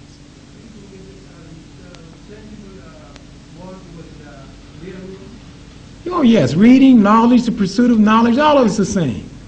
Talking about reading books, taking in the information, digesting that information, analyzing it, sharing it with others, reading. All right, who did I say? Yes. Yes, sir. The point which I want to mention that we have not forget the 1.5 million Shaheed of Can you talk Islam. louder? I mean, the collapse of Russia is clear, and a matter of fact that the first cause of 1.5 million Shaheed of Afghanistan in the way of Islam caused the collapse of Russia. And we have to tell that, and we have to not well, there are hundreds of factors. I just can't name them all. And the one is that. That's well, we may agree or disagree as to which priority and which number. But there's no question that Afghanistan was a contributing factor. Right. At least to not mention it is not fair. But I didn't say it, but you said it. But so as long as one of us says it, and the people hear it, it's fine. Thank you. I don't have to say it all. Next question. Alaikum salam. Yes.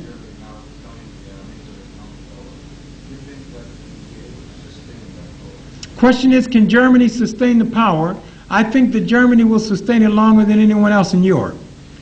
I can't say that they can sustain it 200 years or 300 years, but for the next 50 years, there's very little doubt in my mind that the German mark and the German political structure will dominate Europe, East and West.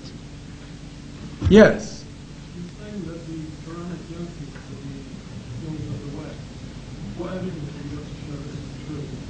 Well, what I tried to do is to describe the ills of the West, and I try to give indications where some people who have studied the problems feel that the Quran and Islam is the answer. I've quoted from Professor Itagaki, and then I talked about drugs. I started describing some specific problems. I talked about drugs. I talked about the lack of working initiative. I talked about psychological superiority, feelings of superiority, feelings of racial superiority that absorbs energy and misdirects the workforce. And then I attempted to give examples where these problems have been solved. For instance, the biggest problem in America socially is drugs. Among Muslims, it is virtually not a problem. Based upon that, I have made an inference that Islam is a viable solution to the drug problem. I took a specific problem and I took a specific context of behavior to correlate the two. The same is true for employment. You can go to employers, ask them in the black community, who would you give preference to hiring, a Christian, an atheist, or a Muslim? Answer, Muslim. They may be afraid of them, they may not understand the religion, they may have difficulty pronouncing the name, but they say a Muslim will give me an honest 8-hour day work more consistently than anyone else. Therefore, based on that concrete experience, I'm suggesting that if Islam took over America, that all Muslims would exhibit the same behavior. If you ask the female population in America, who would they like to marry? They will tell you Muslims. Why? Because in America, they treat their wives as though they were princesses and royalty. And the women respond to that by providing an environment of peace and reason in the home. Therefore, I infer that if Muslims were to occupy the majority of the people in the United States and direct the culture, as opposed to televisions that exploits the people's values, we would have stronger families, we would have a more stable economy, we would have more quality exports, and we would have more balanced personalities, not people cutting up their children because they urinated on them. Why is this true in countries where Islam does dominate, which have Muslim governments? Drugs is a big problem in Pakistan. Because I've said over and over, and I'll repeat it again, we have gotten away from the basics. The people in America have recently converted to Islam. They are reading the Quran. They're not reciting prayers that they don't understand. They're not reading the Quran in a language that they don't understand.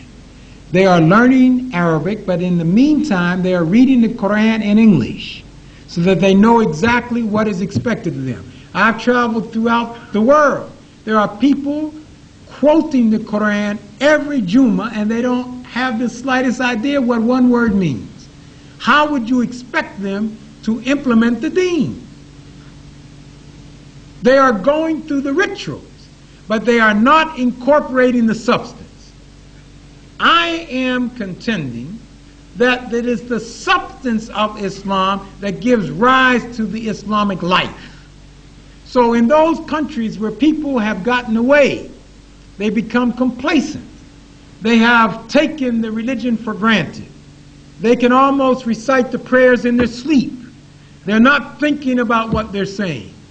They have taken these marvelous Islamic pillars and they have not followed them properly because of habit.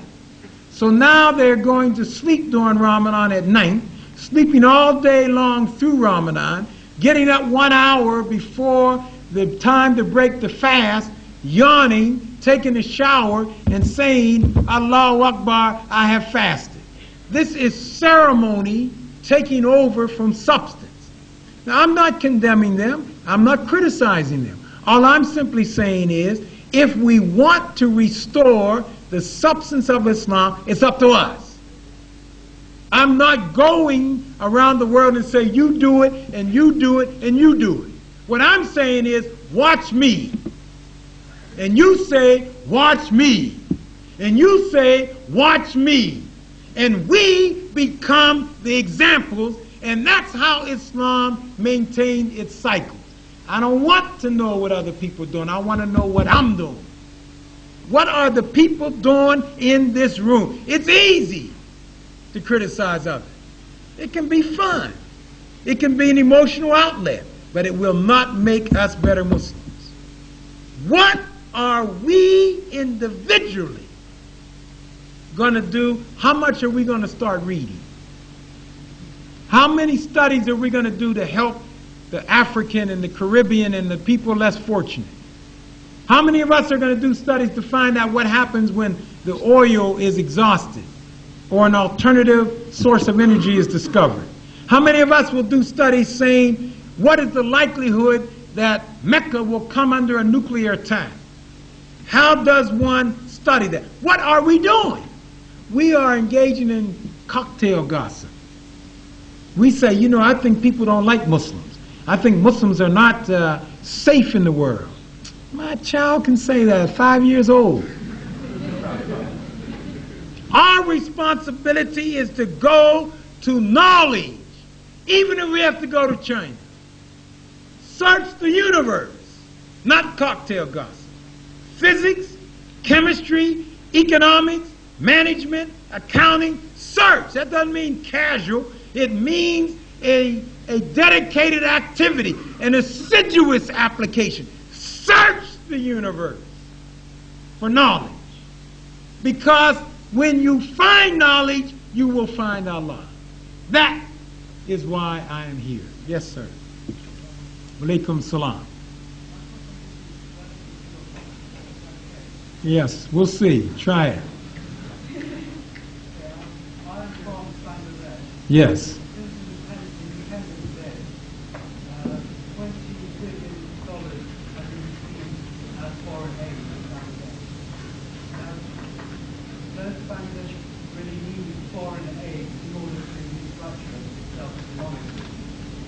Well, I think the question is, can they restructure themselves without foreign aid? And I think the answer is obvious. The Japanese did. So it can be done.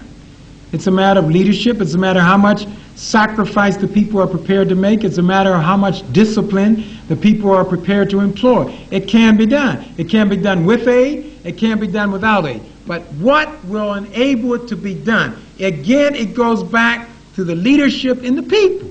How did the Japanese do it? We should be getting books on Japan and reading what they did. That's part of knowledge. We should be stopping the Japanese in the corridors and saying, brother, sit down here, I want to talk to you. Assalamu alaikum. Could you give me some background on how you were able to make it without aid? Tell us what you did. How much did the people sacrifice? Did you spend your time gossiping? Did you spend your time dancing? Did you spend your time attending weddings? Or what did you do? Did you spend your time arguing and setting up religious sects and saying that he's not as good as he is, and I don't like him, and I don't trust him?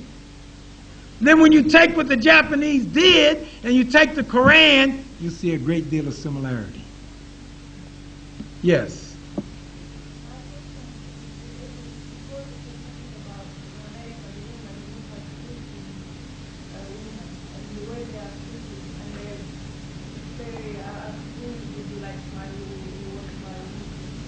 But on the other hand, you know, there is an attitude from the Muslims towards non-Muslim women, especially Western women.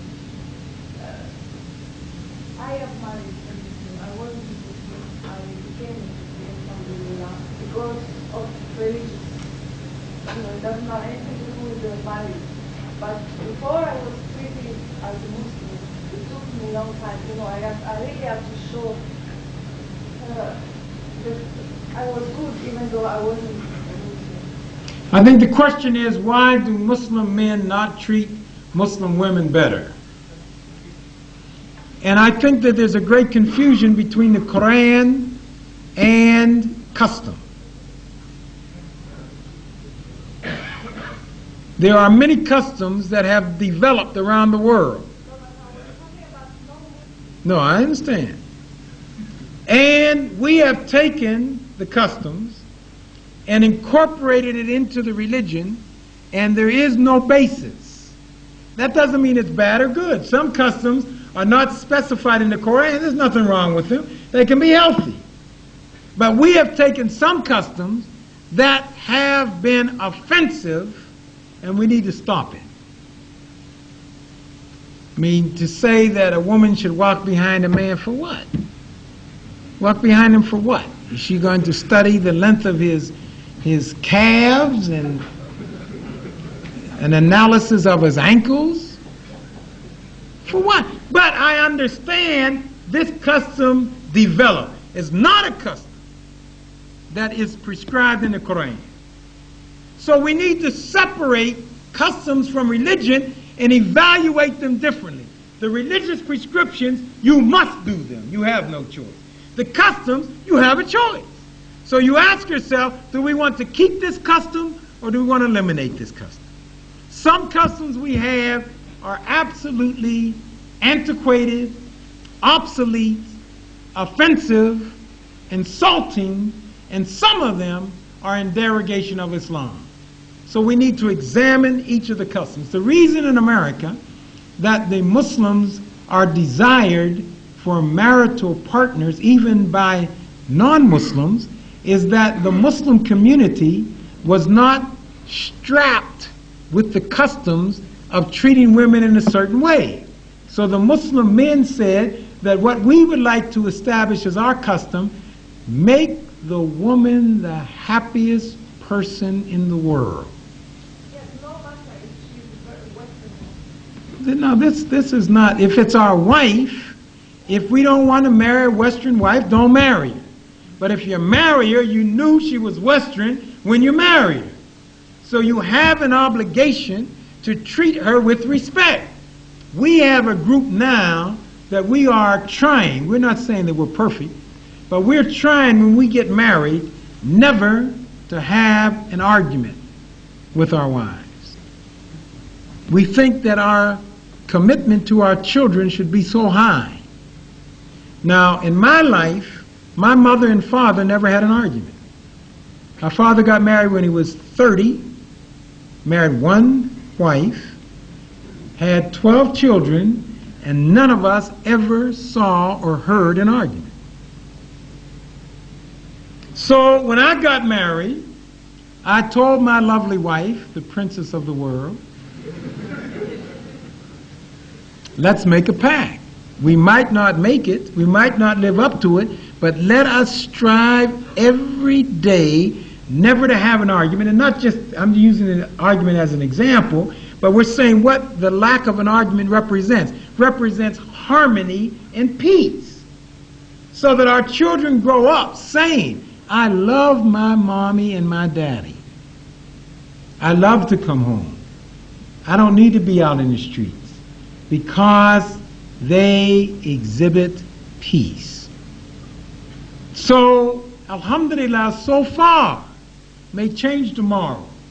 So far, Sister Sultana and Brother Khalid, no arguments. We don't have ulcers. We don't have stress. We don't have aggravations. So I have time to spend preparing lectures for dawah. I don't have to say, what did she say, and what did she mean, and why did she say that, and I'm not going to stand for this, look here. I can say it, alhamdulillah. But the Quran gives the perspective. It's just up to us to live it. It's up to us. Allah is not going to live the Islamic life for us. We have to submit. We have to apply the principles. We have to do the reading. We have to do the working. We have to raise the children. We have to direct their lives. We have to show them what it is to be a Muslim. We have to tell them we are not going to change their name to George Bush and Margaret Thatcher, but it will remain Aisha and Khalid and Abdullah. We have to show them why. That's our responsibility as Muslims. No one can do that for us. No, you had a chance. You.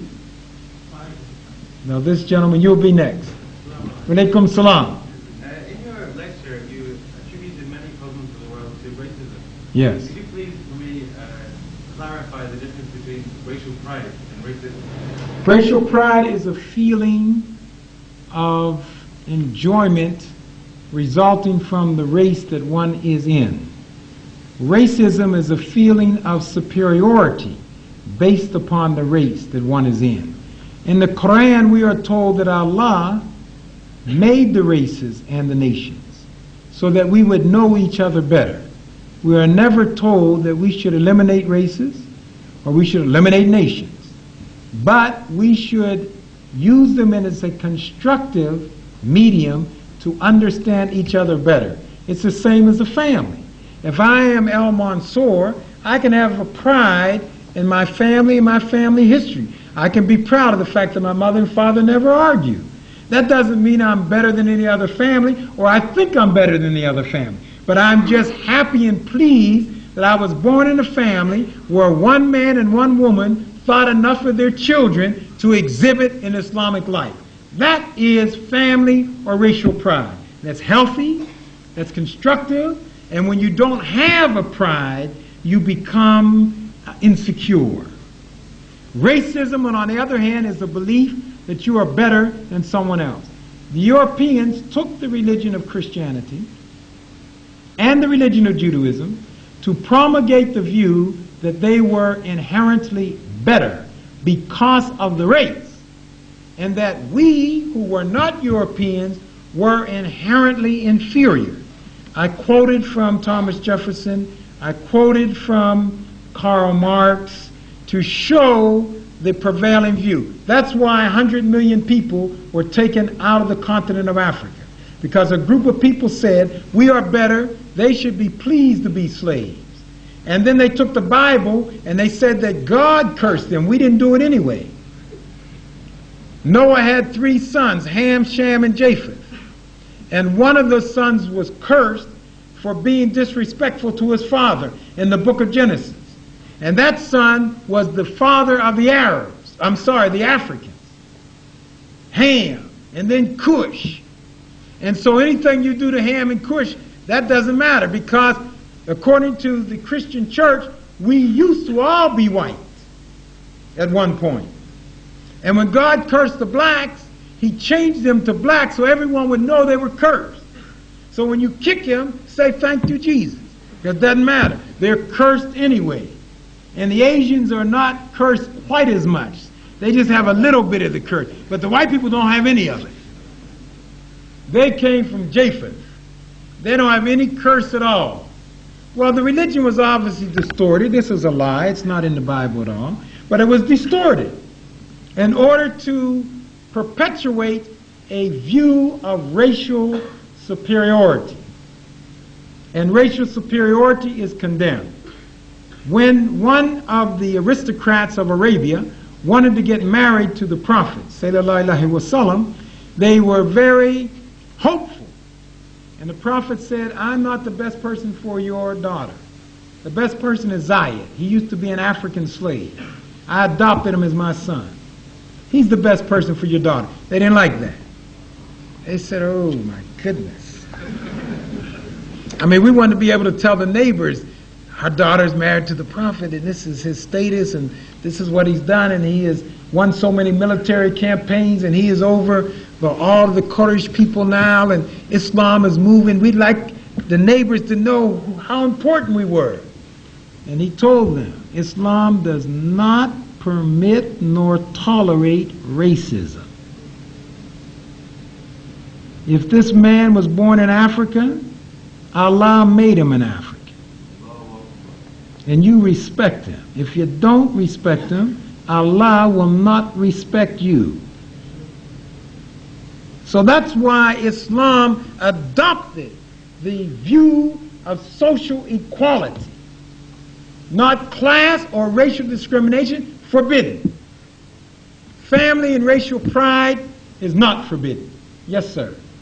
You don't feel the notion what you just said, that surely an Islamic pride is far superior to a racial family pride? I think you should have it all. Why choose?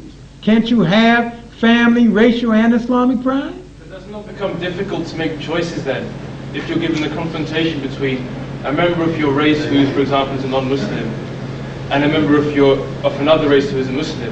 Should your priority lie with the religious bond or with the racial bond?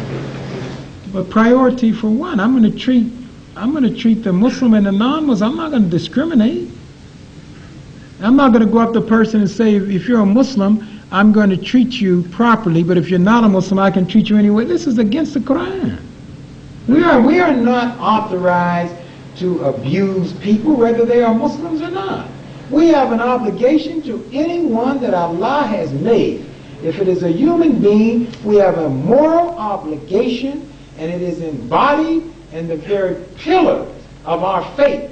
That's why we have the perfect religion. But if we take the modern day as an example, the majority of people suffering in the world, this may be a generalization, but a vast, large percentage are Muslims. Should our aid go direct to these countries, or should our aid go through other charities, other sources? The criterion that you are employing is that you give the greatest amount of attention and aid where the problem is the greatest. So if the problem is the greatest with Muslims, they get the first preference. But we're not discriminating on the basis of race. That is forbidden. If we discriminate on the basis of economic depravity, that is not forbidden. So if I'm going to go out and teach people who are uneducated, I can go to a nice middle-class neighborhood where there are 2 people in the whole neighborhood uneducated, or I could go to a neighborhood where 98% of the people are uneducated. So I'm going to adopt that group where the problem is the greatest. Yes. Yes, sir. Financial expert. I didn't say it, though. All right, all right. I'm not responsible for what he said, but go ahead. In Islam, the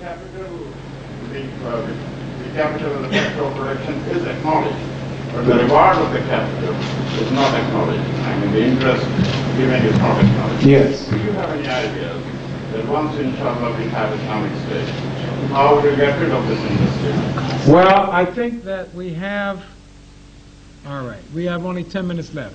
I could probably take an hour on this. because the problem is, what is riba? And it has been, as I'm sure you know, defined in many different ways, in many different contexts, both in classical terms and non-classical terms, so I don't want to really go through all those variations of the definition. I would say that in practical terms, if you have an Islamic state, at the point that the Muslims are 50% of the world, you really don't need a riba system as it exists today. So that's 65 years from now, that 50% of the world's population would be Muslim. If we were good Muslims, that is to say, we were educated, we were reading, we had stable economic units, we could eliminate riba. We could do it. But if we are still the poorest, the most dependent, waiting on aid, going to the banks to say, unless you help us, we cannot survive, you're going to have riba. The answer is, it is up to us. If we want riba, or we don't want riba, it's up to us to implement the Islamic life and the basic elements of an economic structure. Yes. There's someone who has not. Let me just ask for those who have not asked a question yet, so that we can give them a preference. Yes. You told earlier, you told us that Israel has plans to extend its borders or govern from Johannesburg to Jerusalem. Yes. You said to ask for proof of that, and that the black Americans have first-hand proof of that. No. Or what I said was, we have first-hand proof of what the consequences will be. Can I ask you to tell us about those consequences, please? The Israeli or their comrades in philosophy and the faith have for a number of years become the controllers of economic enterprise within the black community. They had the retail stores and they had the retail outlets and the wholesale. Now, I'm not saying this is good or bad, I'm saying that's the fact. The question is, how did they treat us in that environment? Many Jews would never let a black take the money in his hand. He would bring the customer up to the cash register, and the Jewish clerk would take the money and give the merchandise to the black to give back to that customer. Number two, the Jewish community heavily controlled the record industry. So they didn't need any help to decide if they were going to put black people on the board of directors in responsible decision-making positions. Before the United States government started passing laws requiring corporations to restrain from discriminating, the Jewish community did not put black people on their corporate boards. They did not involve black people in any measurable degree in the corporate life.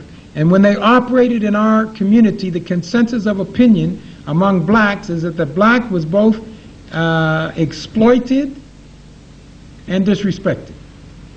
The credit system was used in a way that can only be described as abominable. I'm not talking about every single Jew, I'm talking about the consensus of opinion as to most, where furniture was sold, repossessed, painted, and sold back to someone else. Over and over. That's why when the riots occurred in Watts, Los Angeles, the first thing they did was to burn down the credit records. Because of this abuse, if you just go to any black community, New York, where there's a large number of Jews, Philadelphia, New York, Washington, D.C., Baltimore, Maryland, Los Angeles, ask the black people, not me, ask the black people to describe the treatment that they have endured. The question is, would the Jews treat the African, who's just as black as I am, any different, the merchant Jews, than they did the black African American?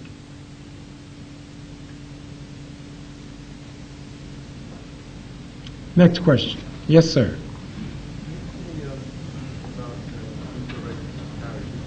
Are they condoned by the Quran? If they are they good for Islam? Or are they bad? Or are they The Quran looks at two categories of marriage, yes? Oh, is interracial marriage condoned by the Quran? If it's not condoned, is it recommendable? The Quran describes that a male Muslim who marries a female non-Muslim is permissible. A female Muslim to marry a non-Muslim is not permissible. The practical reasons is that the woman is not in control of the money, is not in control of the support of the household, and consequently for her to marry a non-Muslim means that she is vulnerable to that non-Muslim in terms of what she does, her prayer, her spiritual outlook. The man being in control does not face the same constraint. So that is how the Quran describes. As a practical matter, whether or not it's a preference or not, my personal preference. I cannot say the Quran, I don't want to say things that's not in the Quran and act like it's in the Quran. This is just my personal opinion. My personal opinion is it's very difficult for a Muslim to be married to a non-Muslim and both of them grow effectively. It's not impossible. I think that from time to time it can happen and happen well. But I think that the probability of the success is not great. And therefore, I cannot conceive of myself marrying a non-Muslim. That's my personal view. We probably have time for 2 more questions maximum. Who has not asked any questions at all? All right, if everyone who has a question has already asked it, we will take 2 questions of those who have already asked a question. And maybe we'll do it geographically. We'll take one in the back, and we have 2 hands here, 3 hands here. How can we decide? You've asked one before? All right, so we have this gentleman and this gentleman. The last 2 questions.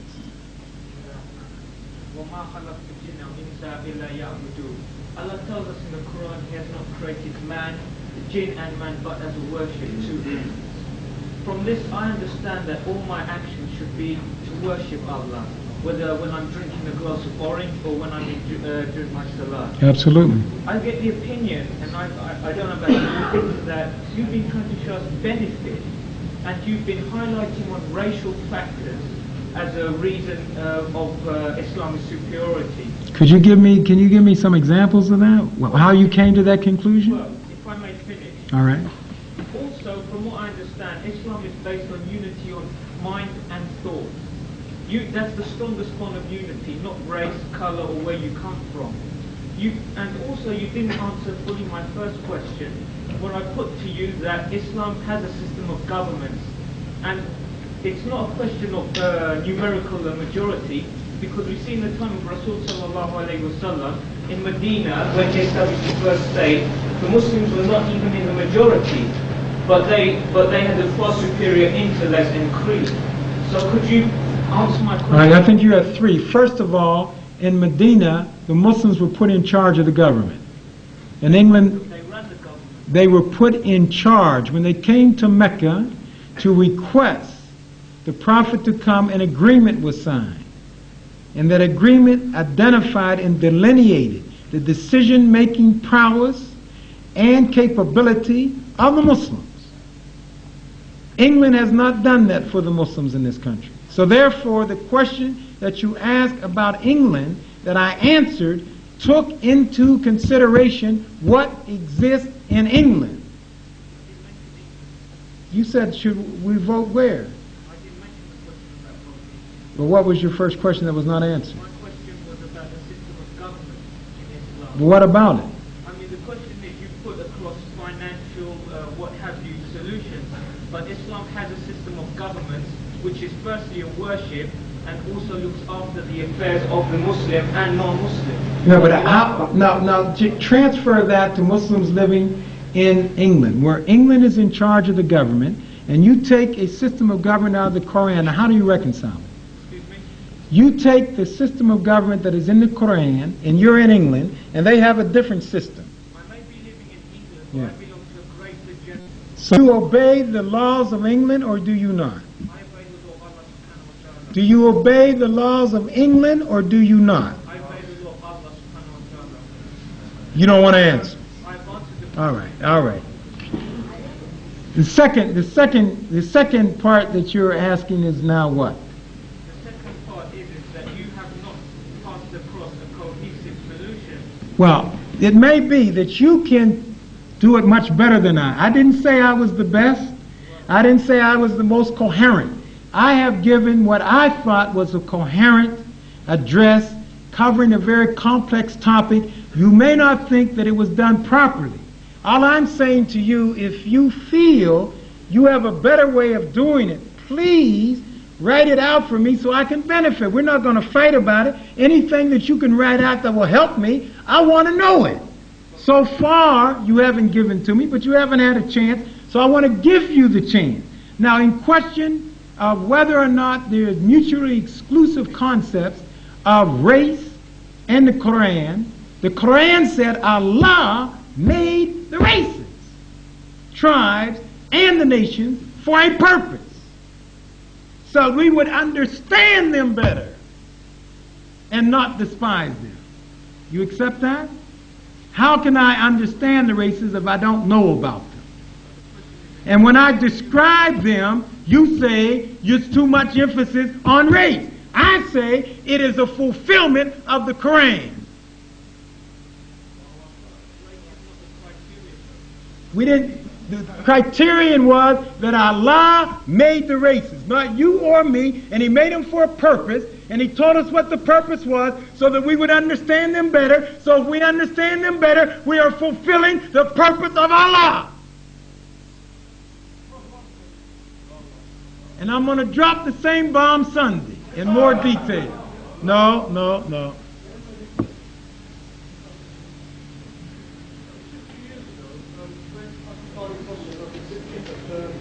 The person who is the greatest servant of mankind would be that person who will be able to criticize what is the jurisprudence. We'll be able to criticize what? What is the jurisprudence? Yes, all right. From an Islamic viewpoint, do you see yourself as trying to fulfill that prediction? No. I think that the question is, there's a brilliant man in India or Pakistan who predicted that there would be a point in time when someone would utilize the Islamic perspective to evaluate jurisprudence, and that this would have a positive effect. I feel that jurisprudence is a topic and a subject that there are many people more learned than I am. I feel that they have devoted their lives to comparative legal structures and systems, and they have evaluated them both in a local customary sense and in an international sense. I do attend conferences from time to time, and I hear a number of theories. I have not heard any yet that has convinced me that that prophecy has been fulfilled. My role is a bit more modest and humble. I don't regard myself, notwithstanding the remarks of my good friend and brother who introduced me, Brother Shahir, I don't regard myself as an outstanding intellectual. I don't regard myself as really an outstanding businessman. I regard myself as a person who is obligated to spread Islam as I see it. And I work diligently for that purpose. That doesn't mean I don't have business activity and I don't have other activity. I do. But when I have the opportunity, I want to make sure that I satisfy my conscience, because I have to be satisfied. The other people can clap and they can say he's a great speaker and he is very informative, but that is not going to help me. I must be satisfied that if I were to meet Allah tonight and I had to face the judgment, I must be satisfied that I am ready for that event. That's how I live. So some may like it, some may not like it, that's your problem. My problem is to try to determine whether Allah likes it. And I can tell you without any hesitation tonight, as I stand here, I would have no hesitation whatsoever to be judged by Allah this second. I would not run to hide. I would not say, let me tidy up this or this or this. That's how I try to live. Because I don't know when death will come. But I do know that I don't have a responsibility for when death comes. It's going to come sooner or later. But I do have a responsibility for how Khalid Abdullah Tariq Al Mansoor lived. And since Khalid Abdullah Tariq Al Mansoor, Khalid means eternal, Tariq or Abdullah means the slave of Allah, Tariq means the proper way, and Al Mansoor means the victorious. When I put them together, it means if I am eternally the slave of Allah and follow the proper path, I will always be victorious. That's how I intend to live. Assalamu alaikum.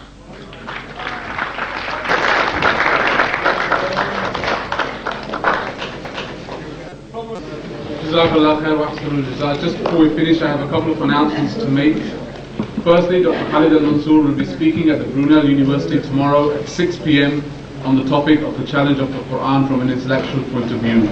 You are all invited to attend. Thank you, ladies and gentlemen.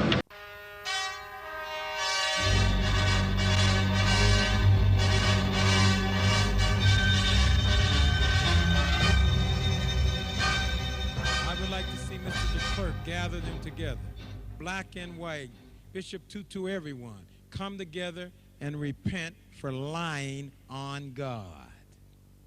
Now, I would ask you as a Christian, one who proclaims and professes to have met Jesus, how are you and your people going to develop 2 million jobs for the country? All right.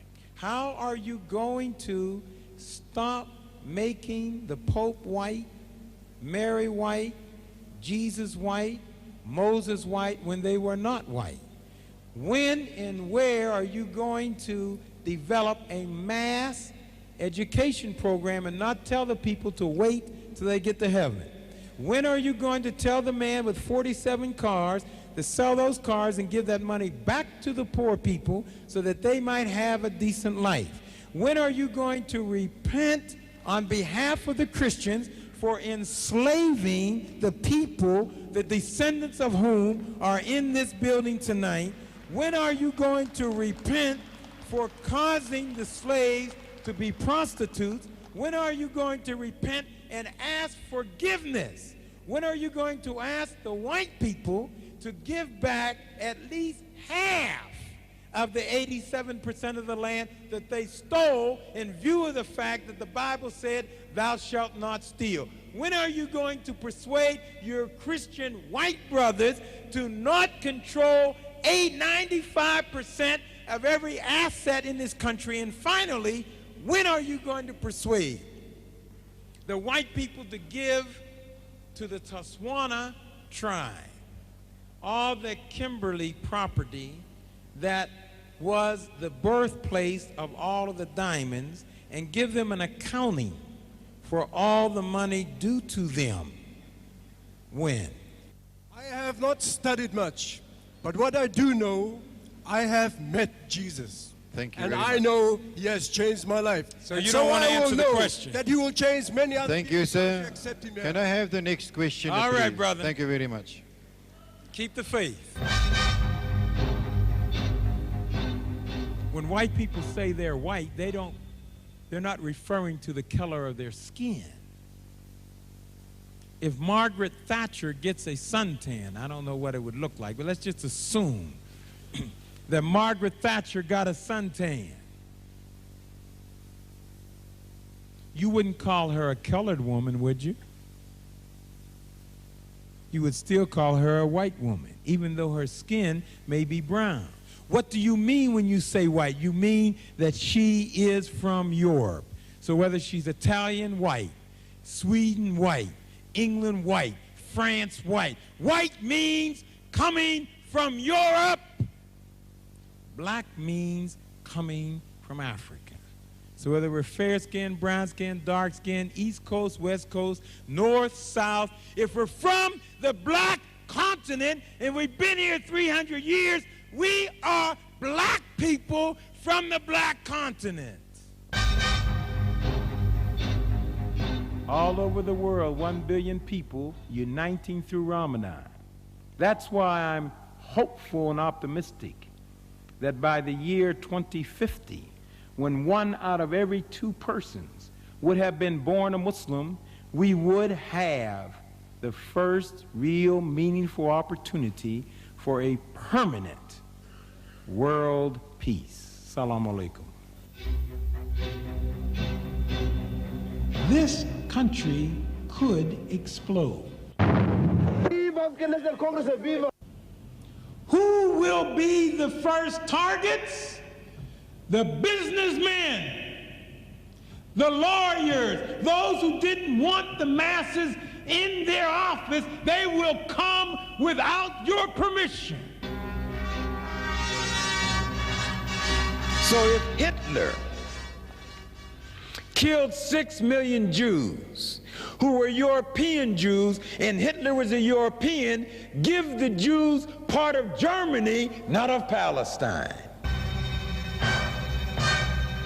Sure, he worked, so do I. Raising the kids is not easy. Cooking and washing and taking them to school, this is not easy. He doesn't seem to understand I work too. What I'm trying to find out, and you may know better than I do, tell me specifically, if I got this, everyone in this room, and we went out to the homeland and we started teaching people how to read who did not know how to read, what would the government do? What I'm saying to you in closing is that there is a great opportunity to really be a new South Africa and a new Africa. Forget the begging.